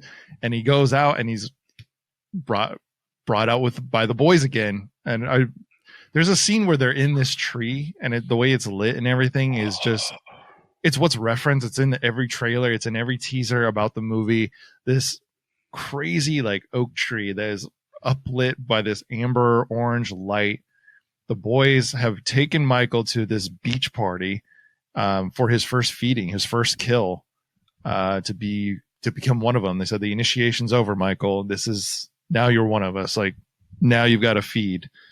And these people, yet again, are just slam dancing to Run DMC, and I just want to be part of that party as well. I don't think I've ever heard slam dancing to Run. What? No, come on, man. Yeah, that's before mosh pits. It was slam dancing. Like you did it to like Pearl Jam. It's actually Aerosmith and Run DMC. So I guess there's a little bit of rock in there. So it made a little sense. But again, another party that I want to be at on the beach. And then 50 feet away is a tree full of vampires just ready to attack. And then it's like is this the first total reveal of them doing the soaring? And yeah, so it's the first reveal. Michael's in the tree. And he's watching it happen. He's just sick to his stomach by it, but the hunger, the everything is kind of attacking him as well. So he just doesn't know what to do with it. And he watches them destroy this party. The boys just take out everyone. And it's done with a small amount of gore. It's done very, I'd say like music video-y, where it's just cuts, a lot of chops and cuts. You see blood, you see the gore, but it's very like quick. And it's back to Michael and his reaction. And it's done in an interesting way, I think, to get away with it for, I guess, your demographic was probably teenagers, for this movie. So you probably got away with it. I don't know if this is probably a rated R movie, but a lot of quick gore. And they take out the whole beach. And Michael does not make the kill. He does not make the feed. And David kind of holds him responsible. Like, you're going to have to do it. You're going to have to feed. You can feel the hunger coming. But I like the struggle. Absolutely. Lance, I think you definitely nailed that because, and you know what, like when I had this movie growing up, I don't know if I had it right, outright, or I recorded it off of HBO. I'm not really totally remember it, but the way I own it now, I gotta say, I don't remember it being as gory as the beach scene is. The way I see it now, like, they're ripping up pieces of head off and like they're biting skull and like blood shooting out. I think that was edited down when they would show it on TV. Nonetheless, you're right. It is quick. If anyone who has not seen this movie before, there's a little bit of that feel like in the trick or treat scene when the werewolves are finally, doing all their thing. You kind of feel like the same style, right? But what I want to talk about is the look, because yes, this is the first time you see them. They're vampires because Michael's turning into a vampire. He drank David's blood and all that stuff for the most part, but they're just people, right? This is the first time we see them morph into the vampire look. And I gotta say, man, they absolutely nailed it, because there's something inherent with the classic movie monsters for each one, right? Like there's a like really visceral carnage with a werewolf. There's like the, sadness or forlorn for like Frankenstein's monster, blah, blah, blah. The vampire, Dracula, is the only one that is ultra sex. So this movie, Joel Schumacher will talk about it. It's like, it was drawn to these, like, this movie is very sexy. Like, I mean, that's the sex scene that, Star and David do, like, pencil me in, like, for like fantasy moments, like, hey, would you like to, plan your next adventure? Yeah. Give me the cave from the Lost Boys. That would be fantastic to do that one day. Right. That's a fantasy, obviously, but it's like, oh my God, the look of the vampires, so sleek. Aerodynamic is the thing that I say the most. Like, it takes the shape of the person's facial features. It doesn't expand on them too much. Not like, like Jerry the vampire, like when he gets like super vampire, he's like, like his head is like deformed and shit. Yeah. These guys just kind of have like a furrowed sort of brow, but the thing that makes it, because it is the focal point, the special effects designer, artist, said that the main thing he wanted to focus was not only the teeth, but the eyes. The eyes were the main focus. And this is the 80s. This is the 87. This contact lenses are actually not what they are today. So these things were glass, and they took up pretty much everything that they didn't do the full eyeball, not like poor Jim Carrey when he was the Grinch. Like, it was like, that was intense. This one was just everything that you could see of the eyelid. Like, it was just on each side of the lid, and it held it in place, but they were glass. So these folks, these actors couldn't do it for, like Kiefer said, he's like, couldn't do it for more than like 5-6 minutes. And we had to take them out because they're not breathable. No oxygen is getting to our eyes. Right. So it's going to dry them out quick. Which is also so impressive. It's like, man, these guys were in it. Each one of them had it. And, it's a great look. It's, like I said, sleek. It just kind of like, there's some indentions in their temples, and all that to say, just because it's minimalist, it's very scary. Like, when Kiefer turns into the vampire, I mean, when they all do, but like Kiefer's the one that, David's the one that sticks out for me, because it's such like a contrast. It's like, you got the fangs, you got the head, you got the eyes that are different, but then you still see his mullet, right? Like, it's like, it's kind of, and he's still like hair metal, right? It's an iconic look, and couple that with the ferocity of these kills. Like, hey, at the end of the day, these are vampires, and I don't know if it's the fact that they're laughing and like piling the bodies in the fire, and at one point they're like, like it's.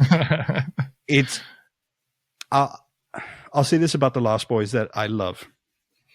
It seamlessly. This movie seamlessly balances the comedy and the horror throughout the entire flick. And when it wants to be scary, it gets scary to me. And when it wants to be funny, it's funny. This is one of those scary moments. The beach kill scene is absolutely terrifying. Yeah, it totally adds the threat. Like, we've seen a few things here and there, but this is the threat. Like, this is what's awaiting anybody that goes up against David and his motley crew, which you got to have in a horror film. Like, you got to have the threat. What is actually going to happen? They're just going to abduct me. They're going to turn me into a vampire. That doesn't sound so bad sometimes. But if you're going to kill me like that, I don't know about all that. Yeah, like bite me in the neck, drain my blood. Okay, yeah.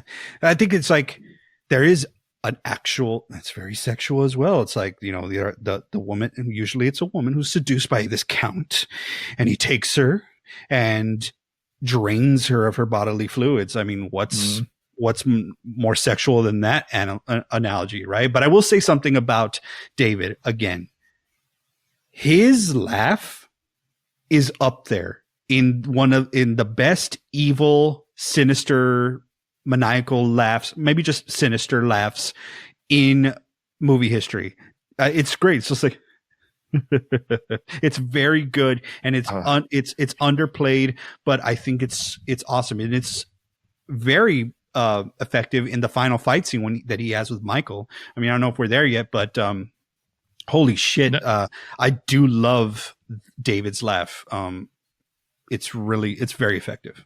It's so crisp. Yeah, and this opens up everything. Michael has chosen, like, I'm not going to do this. I'm not going to make this kill. He goes back to Sam, and the whole thing is basically opened up for setting up the final fight. We take the Frog Brothers to the lair, and this is like where I was like, oh, there's the Goonies scene. Like that stuck, obviously. You know what I mean? Is getting the Frog Brothers. They kill, I think it's Marco.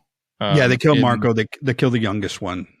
Right. And then they head out of there because they're terrified. David is freakishly terrifying in this scene. This is where he's trying to grab him, because they're hibernating, right? It's during the day, and this is probably the scariest I've seen him. Even though we've seen him take people out, we've seen the goriest scene of the movie. This is still like where he's the most terrifying, where he's going after the Sam and the Frog Brothers to the tunnel, the lights shining in, and that's where we see the sun actually burns David, and there's a tear in his eye, and it goes right back to the point. I blew Danny's fact, but it goes right back. No, but you hit it. Please go. Yes. It goes so well with the character. It goes so well with the scene, the vampire, and the tear in his eye where the sun hits him and the heat and the burning. But this was actually just from the contact lenses on Kiefer Sutherland. It was a natural thing that happened, and it looked so good in the film that they're like, we have to keep it. It makes too much sense, and it looks so good that we're keeping it. Oh my God, man. Yes. That, I got to say, this is playing into what I had said earlier about when the Frog Brothers are introduced. You're like, man, y'all are full of shit. And then you're kind of thinking that they're still full of shit because they've been all talk. And then now it's down to put up or shut up, and they put up. And it's like, it's awesome because it's like, oh shit, the Frog Brothers are actually badass. Yes, they're riding around on Huffy bikes and they're kids, but at the same time, they just put a fucking stake through one of these vampires and had a cool like line right before it. Good night, bloodsucker. Like, I'm sorry, dude. If you have the wherewithal to be up in this cave, you don't even know the layout. You didn't get the blueprints beforehand. Okay. You're up there and you have the wherewithal to not only pull the stake, you are cutting one-liners all the way up there, and then you nail it with a, blow off some steam, Bennett. Like, you get it with the, good night, bloodsucker. And the blood, it is a choice that they made for what the blood looked like. Marco starts very much dying, and the blood is glittery and slimy. And I think Corey Haim said it's like it's worse than actual fake blood that he uses or was interacted with in the past. But I do want to say something about Kiefer Sutherland in that moment, because yes, you're right. He's terrifying. He chases them. And it's you're dead meat. Like, that's scary. But it's that contact lens, scene, man. It's that moment when the tear falls. It's because he looks into the barrel of the camera, and he's got the look. He's in pain, he's smiling, and he goes, tonight. Oh, I would move. I would go elsewhere. I'd go to Illinois. That's it, man. Like, what a threat. And you're like, but I think that's what makes it scarier, is because they didn't hear him make that threat. He made that threat to us. He told us that that's what he's going to do. And we're like, we got to tell somebody. But yeah, great scene, man. Holy shit. It's fucking terrifying. I just love that at the end of all this, Alan's still kicking himself for not getting David. He's like, I had him, and then Michael's just chilling in the back of the car, just tired from the night. He's supposed to be hibernating. He's supposed to be hibernating during the day. He's got his sunglasses on. He's just in the back of the car after all this. But Can I really make one quick note about sunglasses in this movie? Sunglasses are featured very much in this flick, and there are Poster. some. Yes. The poster. Okay. This was one of the first times that we saw. Let's talk about the poster for 2 seconds. This is one of the first times that we see the poster of let's put all the actors in it. I don't know, man. This one stands apart from every like Marvel poster that you see with all the actors, the Scream poster. This one, I think it's because of the forced perspective. Like Michael's huge and the rest of them are just kind of trickled in. And it's just simple, but yes, I love the poster. But about the sunglasses, Michael's sunglasses are so cool. They're Ray-Bans, and I gotta tell you, I was pretty jealous. And when I found out that they, are Ray-Bans and there's a specific style of Ray-Bans, I was like, let me get some. And then I put them on, and when the frame goes out this way, because the head, the girth of the skull. So, yeah. To be fair to you, they were a little small on him as well, but I do know what you go through because I have a bigger head than you do. I don't know. But yes, a lot of great, even Lucy's wearing some cool sunglasses and such. But yeah, we're pretty much at the third act. It's go time. Pretty much there's no hiding. The line has basically been drawn in the sand. David is like, all right, I'm just gonna have to kill you all because you killed my guy, you killed my brother, you killed Marco. So tonight we're gonna go get your ass. And I'll tell you something else about the aerial shot that we were talking about earlier. When I first watched this movie, it really didn't click that it was them until the sex scene, which is so good because it's like soft and it's like underscored by music. It's so choice. But when Michael and we got to go back to the sex scene in a minute. Okay, well, all I'm going to say is that when Michael and Star are done, basically kissing each other at a negative 30 frames per second, the boys return to the cave. And it was, I think, when I was watching it for the first time, only then did it click that was them. I don't know. Maybe I was. I don't think I was picking up on it because I think they were letting like the laughter come through a lot more and such. Anyway, yeah. What do you want to say about the sex scene? I just thought it was so funny that Michael's like stressed out that he's becoming a vampire, so he goes back to the lair and finds Star, and is like, well, fuck it. I don't know. Let's just do the thing I came here for. Like, just the lead into doing what they do is hilarious to me. Like, he is stressed out and he's like, I'm becoming a damn vampire. What do I do? Well, since I'm here, I mean, we could do this. Yeah, exactly. Yeah, and it's this brilliant sex scene. Oh, I just love that. That is very funny because he's like, what's happening to me, Star? And she's like, Michael, I don't know how to help you. And she like tries to like caress his face, and he even like brings her back to reality. He's like, no. What's happening to me, Star? And she's like, I kiss you. And exactly. That's better. And he's like, yeah, we could do this. Yeah. All right. How awkward to do that. And then everyone comes home. You're like, oh shit. Yeah. Well, how long do you think Star and Laddie have been in this similar situation like Michael, that they have not done their first kill? Like, how long do you think they've been resisting? Because she even says that she's like, for Laddie and me, it gets harder and harder every time. Yeah, but Laddie's on the milk carton missing. So like Laddie's new. Okay. Can we talk about that then? Who did this? Who like, that's fucked up. One of them got there's not plenty of other people that you can make vampires. You do this like poor little kid who's dressed like Michael Jackson. Like, that's not fair. Yeah. He's got the circus leader, but that was one of the inspirations for all of this. Was actually the writer, I forget which one, said that she was inspired by Anne Rice's Interview with the Vampire and Claudia being stuck as a 12-year-old. So it was full circle. But that was the one weird thing, was like, yeah, you're right. Like, first thing I thought about Laddie was like, oh, like kind of wearing some old school gear. It's kind of an odd choice for a kid to wear that. But then Laddie is on the milk carton. So I'm like, oh, well, Laddie just went missing. So I don't know. Great name, by the way. I would not have known that was his name unless I saw it spelled out on the milk carton. So that was really good.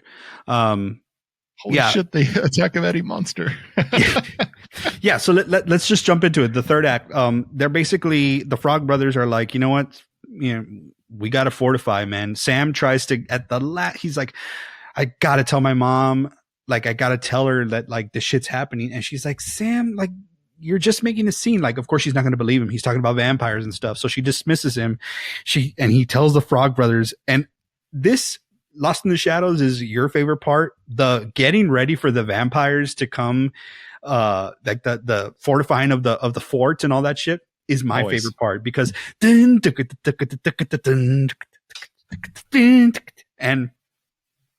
they do like get their steaks and go get garlic and fill up their canteens with holy water from the church. I mean, while there's a baptism happening. I know. And then they make you, or they want you to believe that they half filled a tub up because they had 3 canteens full. All right. Okay. Well, maybe they added other water. It's like incorporating like a little bit of ammonia in your Windex or what, I don't know. Sure. But I love it because, as it's getting darker, Michael is getting stronger. So he's able to help a little bit more. Yeah, they're getting ready. It's all fun and games because they're all just kind of like, going over the rules and stuff. And Edgar Frog, Corey Feldman, is like, I'm going to tell you something about vampires. When a bloodsucker bites it, none of them go the same way. Some explode, some implode, but all will try to take you with them, right? They're getting ready. And then they realize, because Nanook, I guess, has been a bit of a, he wasn't helping or whatever. They left Nanook the furthest away from the house possible. I'm sorry, you could have tied him to, if you were going to tie him, because that's what they did. They tied him to the fence. You could have tied him to like a tree that was right there. No, they tied him to the fence at the edge of the property, and then they hear him barking. The sun's down. It's dark. Very scary scene because like Nanook is helpless. He's tied up, and Sam hears him. And he doesn't even think about it. He's like, Nanook, I left him outside. So he starts hauling ass. Michael is right behind him to help him. And it's this part that is so scary to me because remember what I mentioned in Halloween 5, that there is a redeeming quality in that movie. And it's Dr. Loomis talking to Charlie. Charlie, Michael Myers is outside. Okay. Star has a similar thing because they're trying to get Nanook out. The wind is blowing. You can hear them coming, and they're trying. And the shot zooms in on Star's face, and she basically can see them, the vampires coming. And she goes, Michael, they're coming. And I'm like, oh shit, it would scare me, man, because it's like you can't see them and stuff, and it's like hurry up. Yeah, I love that scene, but because of that moment specifically, because it's like they're running away from the danger that's coming to get them, and it's like a race against time. Also, kudos to Sam for going after the dog, the same as we would do for our pups. 100%. In the face of danger, are you kidding me? Absolutely. First of all, Loomis would be in another state by now because he's not going to stick around for any of this bullshit. I always say that about Nanook attacked Michael. I mean, if like my brother, or let's say like Caitlin, my wife, was like turning into a vampire and tried to kill me and went into the restroom where I was taking a shower, Loomis would just be like, hello, hi, how are you? You know what I'm saying? Like Nanook had it built in. Some dogs have it built in. My little fluff pot over there, unfortunately, would run from the danger. So there's at least that. That's good. All right, it's the final countdown. It's the final battle. The vampires are in the house, and basically, it's the Frog Brothers and Sam taking out the accomplices, the brothers of David. And David's just kind of lurking in the shadows, waiting for Michael, or kind of going after Michael, like messing with Michael in the midst of all this. But they take out Paul. They take out, what was the other name? Dwayne. I'm in gonna pretty cool have ways. a good time tonight. Rock and roll music gonna play. Pretty cool all ways. night. We talked about the holy water bath, but it like splashes on the face, and we get to see more of the makeup, and the FX team kind of got to do their thing. We see the kids terrified, which is cool. You know, like be scared. It's okay. It's a movie. The like badass Frog Brothers, they're actually scared. Jameson Newlander makes me laugh every time because he's just like crying with his eyes closed in like Edgar's arms. But yes. Yeah, and then Sam gets I think it's Dwayne. Sam gets Dwayne with a bow and arrow. And I love that scene too, because the way he jumps up, it's like no surprise. Like it's the slowest, like you didn't get me. it's like the slowest like pop up. It's not Michael Myers like dun, dun, it's just like he didn't get me, and Sam shoots him again. Sucker. I was like, that's a choice. And he like falls back into like a radio, and it turns into an electrocution scene. Which is a fun fact about that is that electrocution scene takes, I think, less than 10 seconds or 15 seconds of actual film time, but it took them 2 weeks to film. And the whole entire production was 21 days. So it was 3 weeks. It took them 2 weeks to figure this out and film it properly. And we only got about 15 seconds of film out of it. That's interesting because that's actually a theme. The special effects team created a lot of stuff. Like there was a full body cast of David because when David finally gets it, they wanted it to be a full shot. And then obviously in the edit, none of that was used. There was a full dummy of Max and all that shit got cut out as well. So yeah, that tracks. Yeah. And then, so that, by the way, that's funny because I have a picture next to a full body David from Salem, Massachusetts. I wonder if it's the same one. That leads us down to Michael versus David and a badass aerial scene, which was actually shot on green screen. I don't know if you knew that. It's obvious in a few spots, but I gotta tell you, dude, this scene is one of my favorites just because, like, you kind of expect Paul and Dwayne to die just because, like, they've had no lines. Frankly, the one out of all, like, the major characters that has the least lines is David. Yeah. So, I mean, major characters. Of course, Paul and Dwayne barely say anything, and or Marco. So you expected that they were going to die, but it's like, God, I think David's going to beat the shit out of Michael, man. I just, like, you kind of felt that was coming. But it's a pretty epic fight because Michael's obviously resisting turning into a vampire, and David is obviously not, and David is just like doing these like drive-by hits. And another random choice that Kiefer Sutherland make that my brother and I have called out and have definitely quoted all our lives is that one of the drive-by hits he just kind of goes, yeah.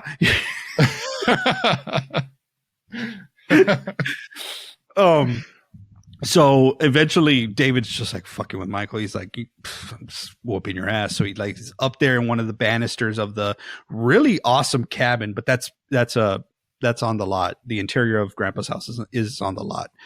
Yeah. And he's, perched up there like a little, bat vampire man. And he's just laughing at Michael. And then Michael finally shows him. He's like, all right, motherfucker, it's time for me to use my special powers. And it's this moment. I don't know if you picked up on this, Lance, but Michael and David are like kind of just throwing like not insults, but like, you did this to me sort of thing. And David is basically like, I tried to make you immortal. And Michael's like, you tried to make me a killer. David hits him again, starts laughing. And then Michael turns back and he's got the eyes now and the blood's coming out of his nose. And Kiefer Sutherland makes a choice in this moment. It's almost like he sees Michael in the way he looks, and he does like almost like he's crying when he delivers this line.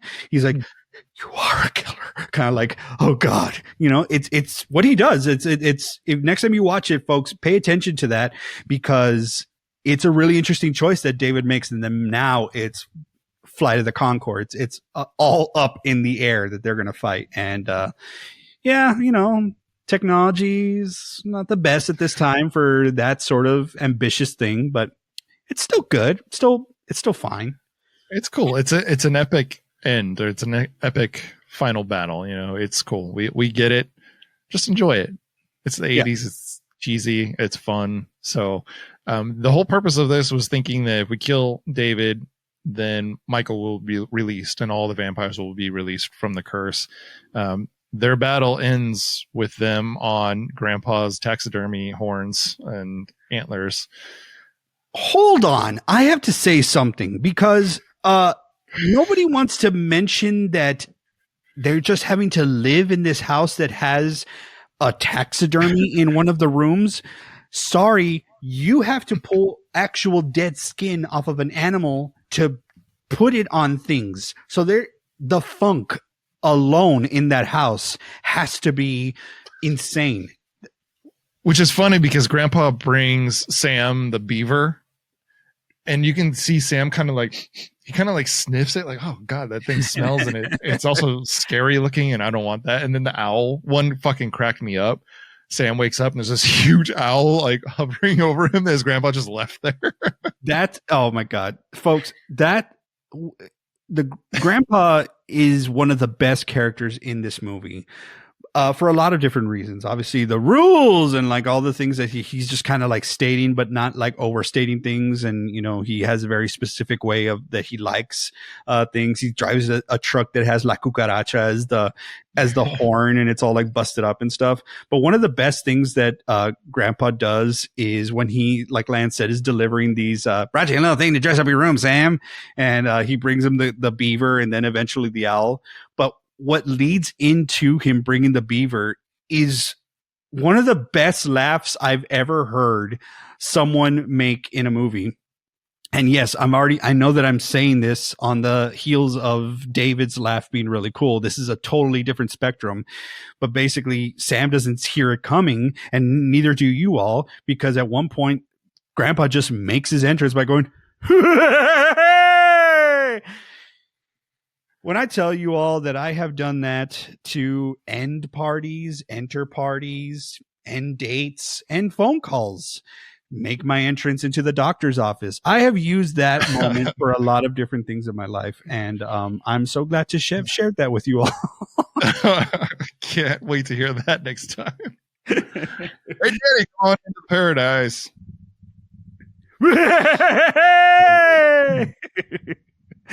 All right. So we end David on the antlers. He's pierced through the heart. He's gone. Fiend done. Michael is still in full vampire.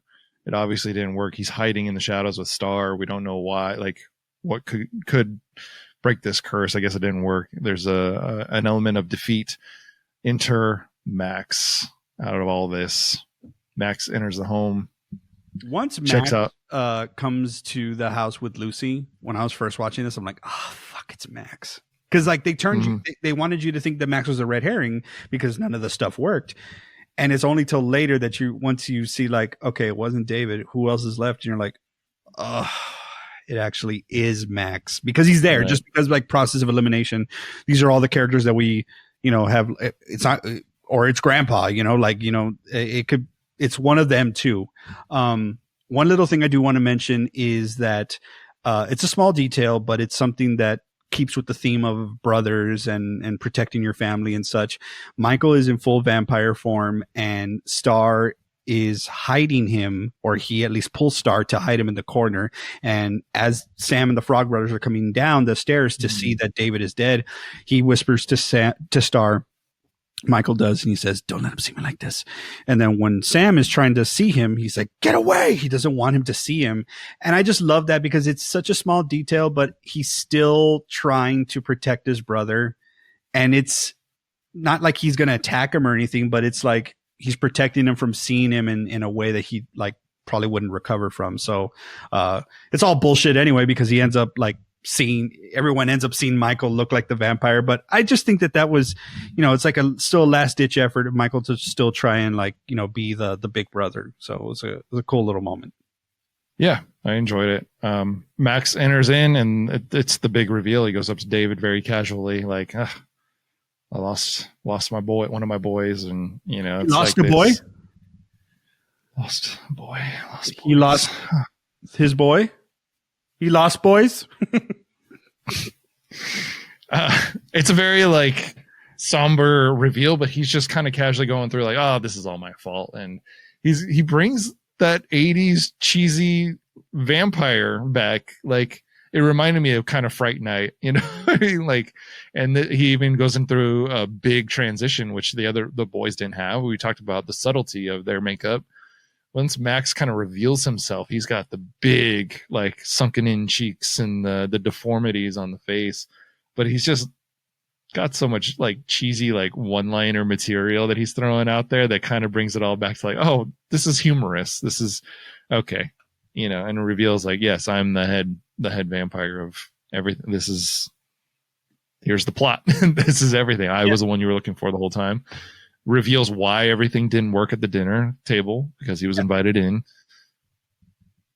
But what keeps with the theme of Count Dracula and everything like that is like, it all comes down to wanting that life partner. And that's what he says. He's like, it was you that I wanted all along, Lucy. As soon as I saw you, I said, I want this to be my forever woman. And the writers do say that Lucy was, you know, that was intentional because of Lucy from Bram Stoker's Dracula. Mm-hmm.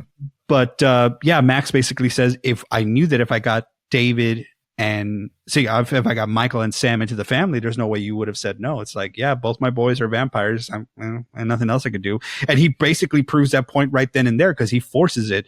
He kicks Michael's ass because Michael charges him and he throws him into the upstairs. Sam charges him, no luck.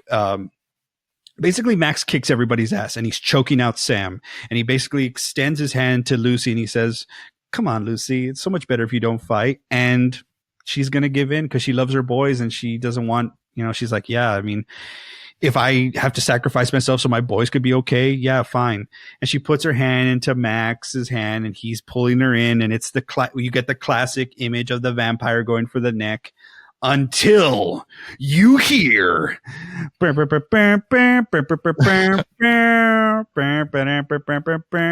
I love that because Michael was thrown into the balcony, and when he hears the horn, he wakes up. He's like, Grandpa's here.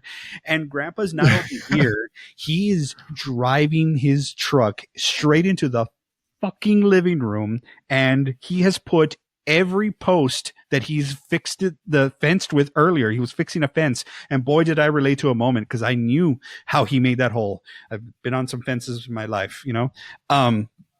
And because of the momentum, he drives through the living room. All those posts are flying at Max, and Michael jumps down with his white tennies and pushes Max into it. So it's like a meet in the middle, and the posts are coming in so hot, but they drive it right through Max, and he is driven into the huge fireplace, successfully killing the master vampire.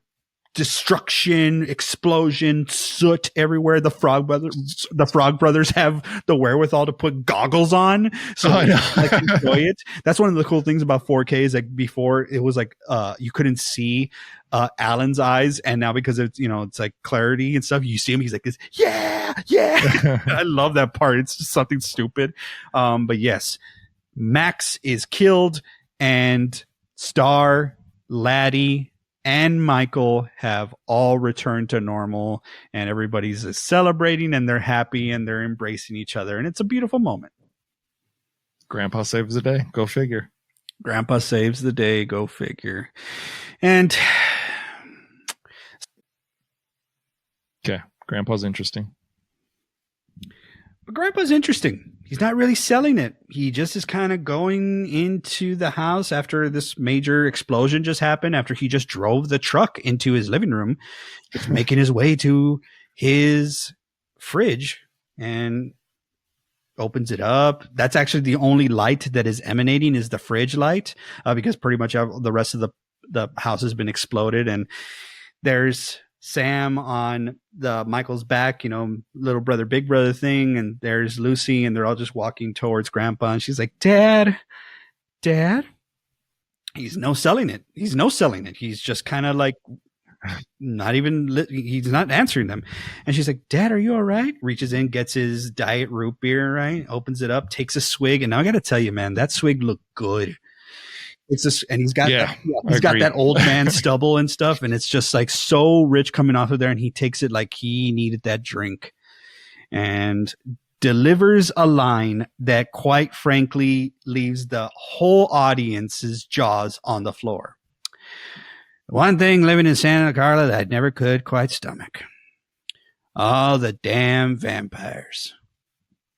And the ending shot is Sam, Michael, and Lucy basically looking at him in disbelief as the door closes of the fridge, fade to black. Dun, dun, dun, dun. People are strange when you're a stranger. And that is how the movie ends. What a treat, and what an ending, and what a twist that Grandpa was like, oh, well, you never asked me.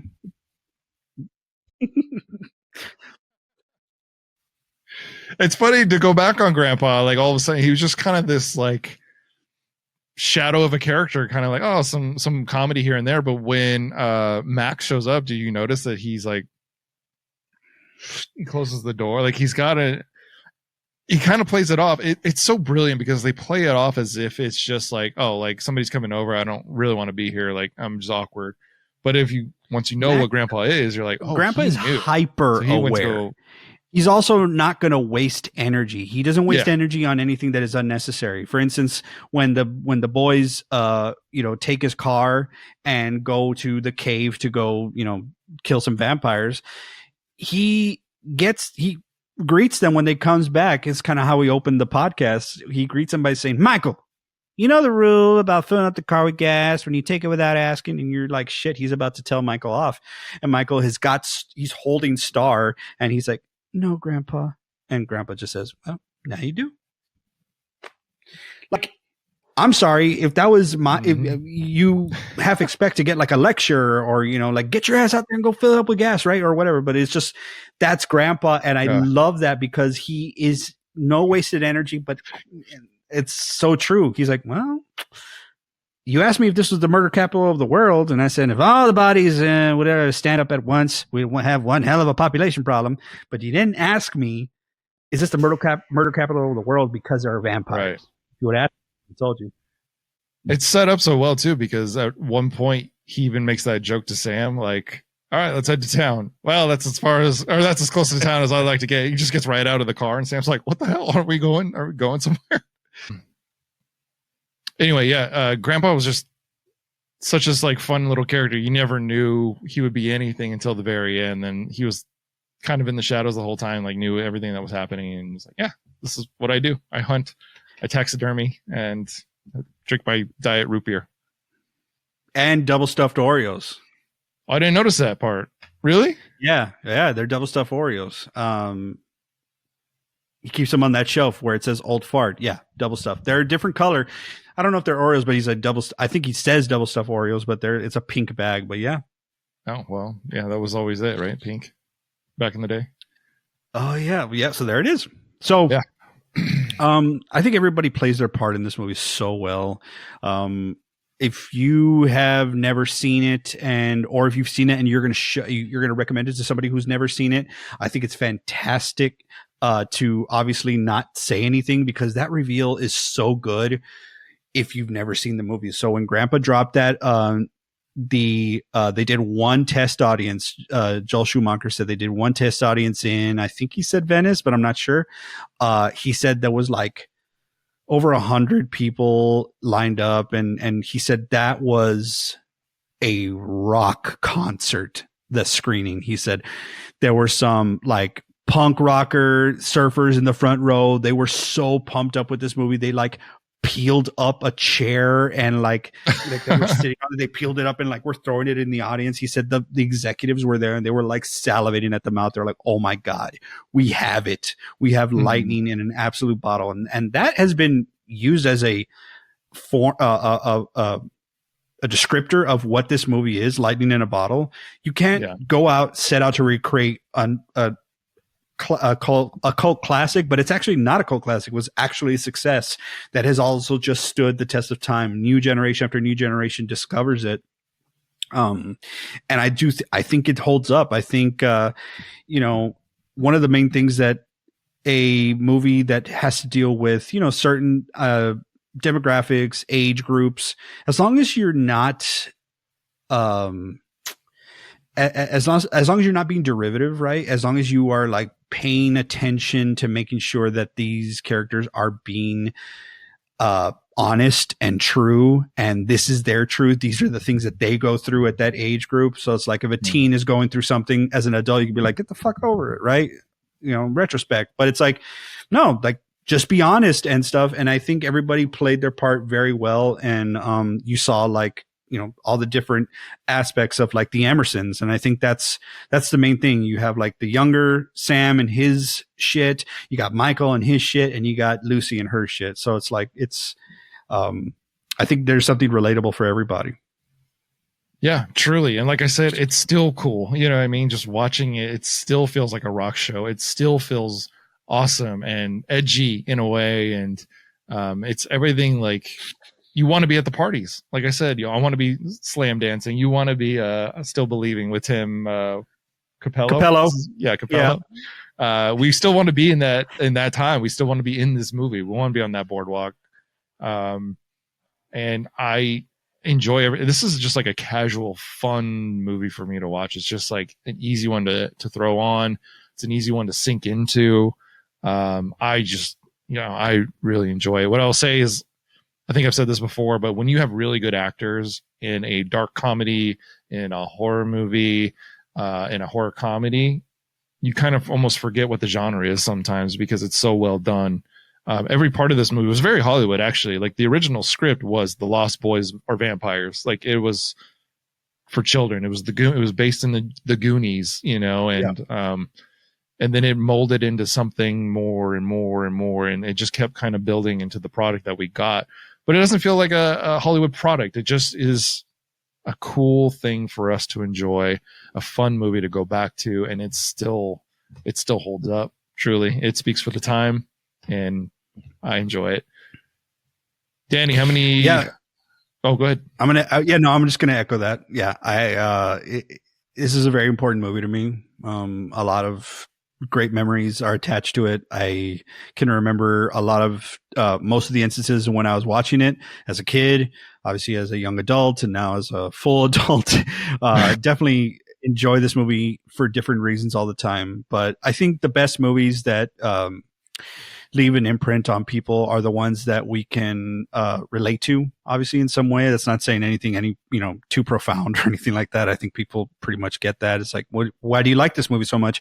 Well, because I can relate to it in this sense, or like it makes me, think of a better time, or it's the thing that introduced me to California, or whatever the case may be. Like I can look back on this movie with so much fond memories, and I love it. I think it's a great flick. Equal parts scary, equal parts funny, equal parts sexy. And you know me, I love the soundtrack aspect of it. Absolute banger of a soundtrack. One note, when it ends and People Are Strange is the choice for the credits, that just needs to continue playing, and then maybe go into Cry Little Sister, or maybe just go into a score. What happens though is that they play Cry Little Sister, and then I don't even know the name of the song. I just know it starts off with a trumpet. And I really think it's just a bad choice, and it makes me not happy. Because it makes me feel like I know it's a triumphant moment, but I don't like it. I want it to be dark and moody for the rest of the thing. This makes me feel like all the vampires are dead. And I'm like, yeah, that's fine, but not what I'm looking for at this moment. Anyway, that's just my one note about the soundtrack. I got three things. One, you reminded me of, okay, well, we're talking about the soundtrack, but I'll get to that in one minute because I never said my piece. But it's funny because the second track of the end credits is always when you're like the last one in the theater, like taking in what you just saw. We've never really talked about that, but like you feel like exhausted. You feel a little full probably from all the soda and popcorn and candy you just ate, but you just saw a really fulfilling movie and you're just kind of there with your person and you're just like, I don't want to get up. I want everyone else to leave. I want to hear every detail of this. And we've never really talked about that, but that is something that I used to really enjoy in a good movie at the theater, was waiting for the end credits, hearing the second or third song. You're like, what the hell is this? It's always a weird track. It always has been. It really is. And that's kind of like Lost in the they go, People Are Strange, great. At the end of Halloween 6, come and see me. Like, that's awesome. And then everything that like kind of plays after it, it's like, it better be a good choice, because this is the last thing you're sending people off with, knowing that the fun is over, essentially. So, yeah. The second thing I was going to mention was, there was going to be there was going to be an end credits scene. It was supposed to be the original ending, and then they were going to put it to the end credits. And that was that, they're going to go back to, I believe it was the lair, and you'd see a portrait of Max speaking to the boys or something from like the 19th century or 18th century or something like that. So it's going to be like, an open-ended for a sequel maybe, or just maybe they'll come back around every 100 years. They kind of come and go. Maybe they're not dead and all that kind of stuff. So that was the original ending. It wasn't going to be Grandpa gets the final line of shock. But and then third thing. Oh, why are you this way, Lance? Why do I have to end on the negative? Why are you this way? Okay, I'm not gonna do it. Do it. Cry Little Sister is a very overrated song. Oh, damn. I will say it's used very well. The atmosphere scenes are done very well with the music. I think the opening is great. It's used so many times, especially like the chorus, not the chorus, the angelic vocals. Thou shalt, like, I think it's used really great. The singing of the actual song, I cannot get into. I don't know why the song has been redone so many times. I can't get into the song itself. I just don't get it.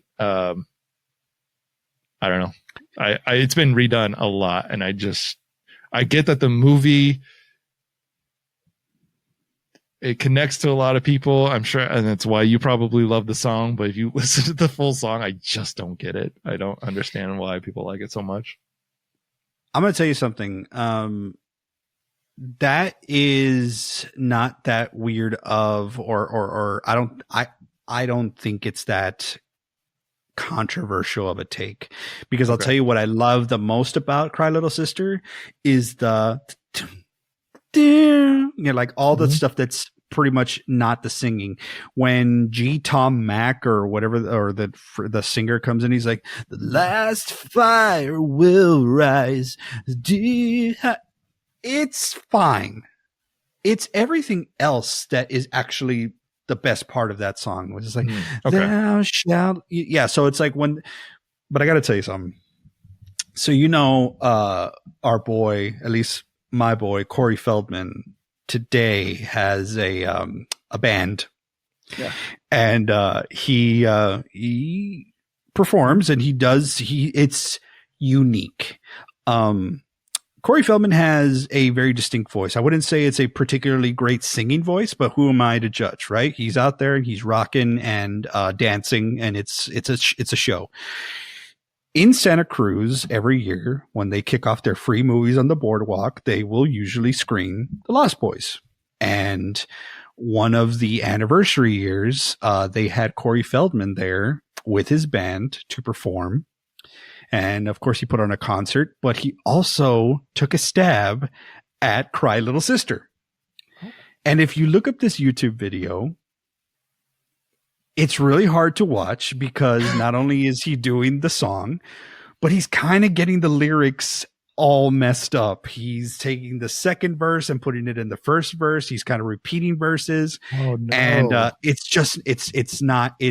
it's not great, and I hated it. That I think I've only watched it once because I want to not remember it, but because we're kind of just dissecting the song itself, that is a huge data point. So Corey Feldman in Santa Cruz performing Cry Little Sister. You're welcome, folks, and my apologies as well. If Corey Feldman ever finds this podcast episode and listens to it, I want you to know that I am an absolute huge fan of your work for everything that you've ever done, from Donatello's voice to Mouth to Teddy Duchamp to everything, and of course Tommy Jarvis. So This podcast, or at least Danny Gonzalez, is a huge fan of Corey Feldman. Let that be said. However, we do have to call out that his performances as a singer are interesting, to say the least. Interesting. Give us your Feldman. I just think what's going on here. That's basically it. Wait, let me do Corey Feldman as Donatello. I got you. Okay. Right? All right. Hey, Mikey, you ever think about what Splinter was saying tonight? You know, about not having him? What do you think? That's pretty good, Right? That's pretty good. I think you've done Feldman before pretty good as well. I just put him on the spot. Danny, Feldman, he's great. He's great. Danny, how many saxophones do you give the Lost Boys? I don't want to dive too much, spend too much time on this like I already have. But if anyone watches these Pixar movies like Inside Out, know that there are emotions that govern you. I am completely 100% governed by nostalgia. That's the person that's at my control board. So is it a perfect movie? I don't give a shit. I'm going to give it 5 saxophones because it's awesome. Nice. I don't disagree. I'm going to give it 4. Solid movie. I think I said Fright Night. You kind of like would teach a class with Fright Night. I think you can put this in there in like a day 2, day 3 sort of a thing as part of the class. Definitely a good one. I have nothing really bad to say about it. A few little critiques here and there, but truly just like a well put together film. Soundtrack is unbelievable. I was listening to it in pre-show and I was just having a blast listening to it. I got to get the vinyl like Danny has. I'm just excited for that because it's a vibe. It puts you in a place for sure. Oh yeah, absolutely. Yeah, absolutely. All right. Until next time, that's Danny and I'm Lance reminding you to lock your doors, bolt your windows. And one thing about living in Santa Carla, I never could quite stomach. Oh, the damn vampires. Join us next time in our Slasher's Paradise.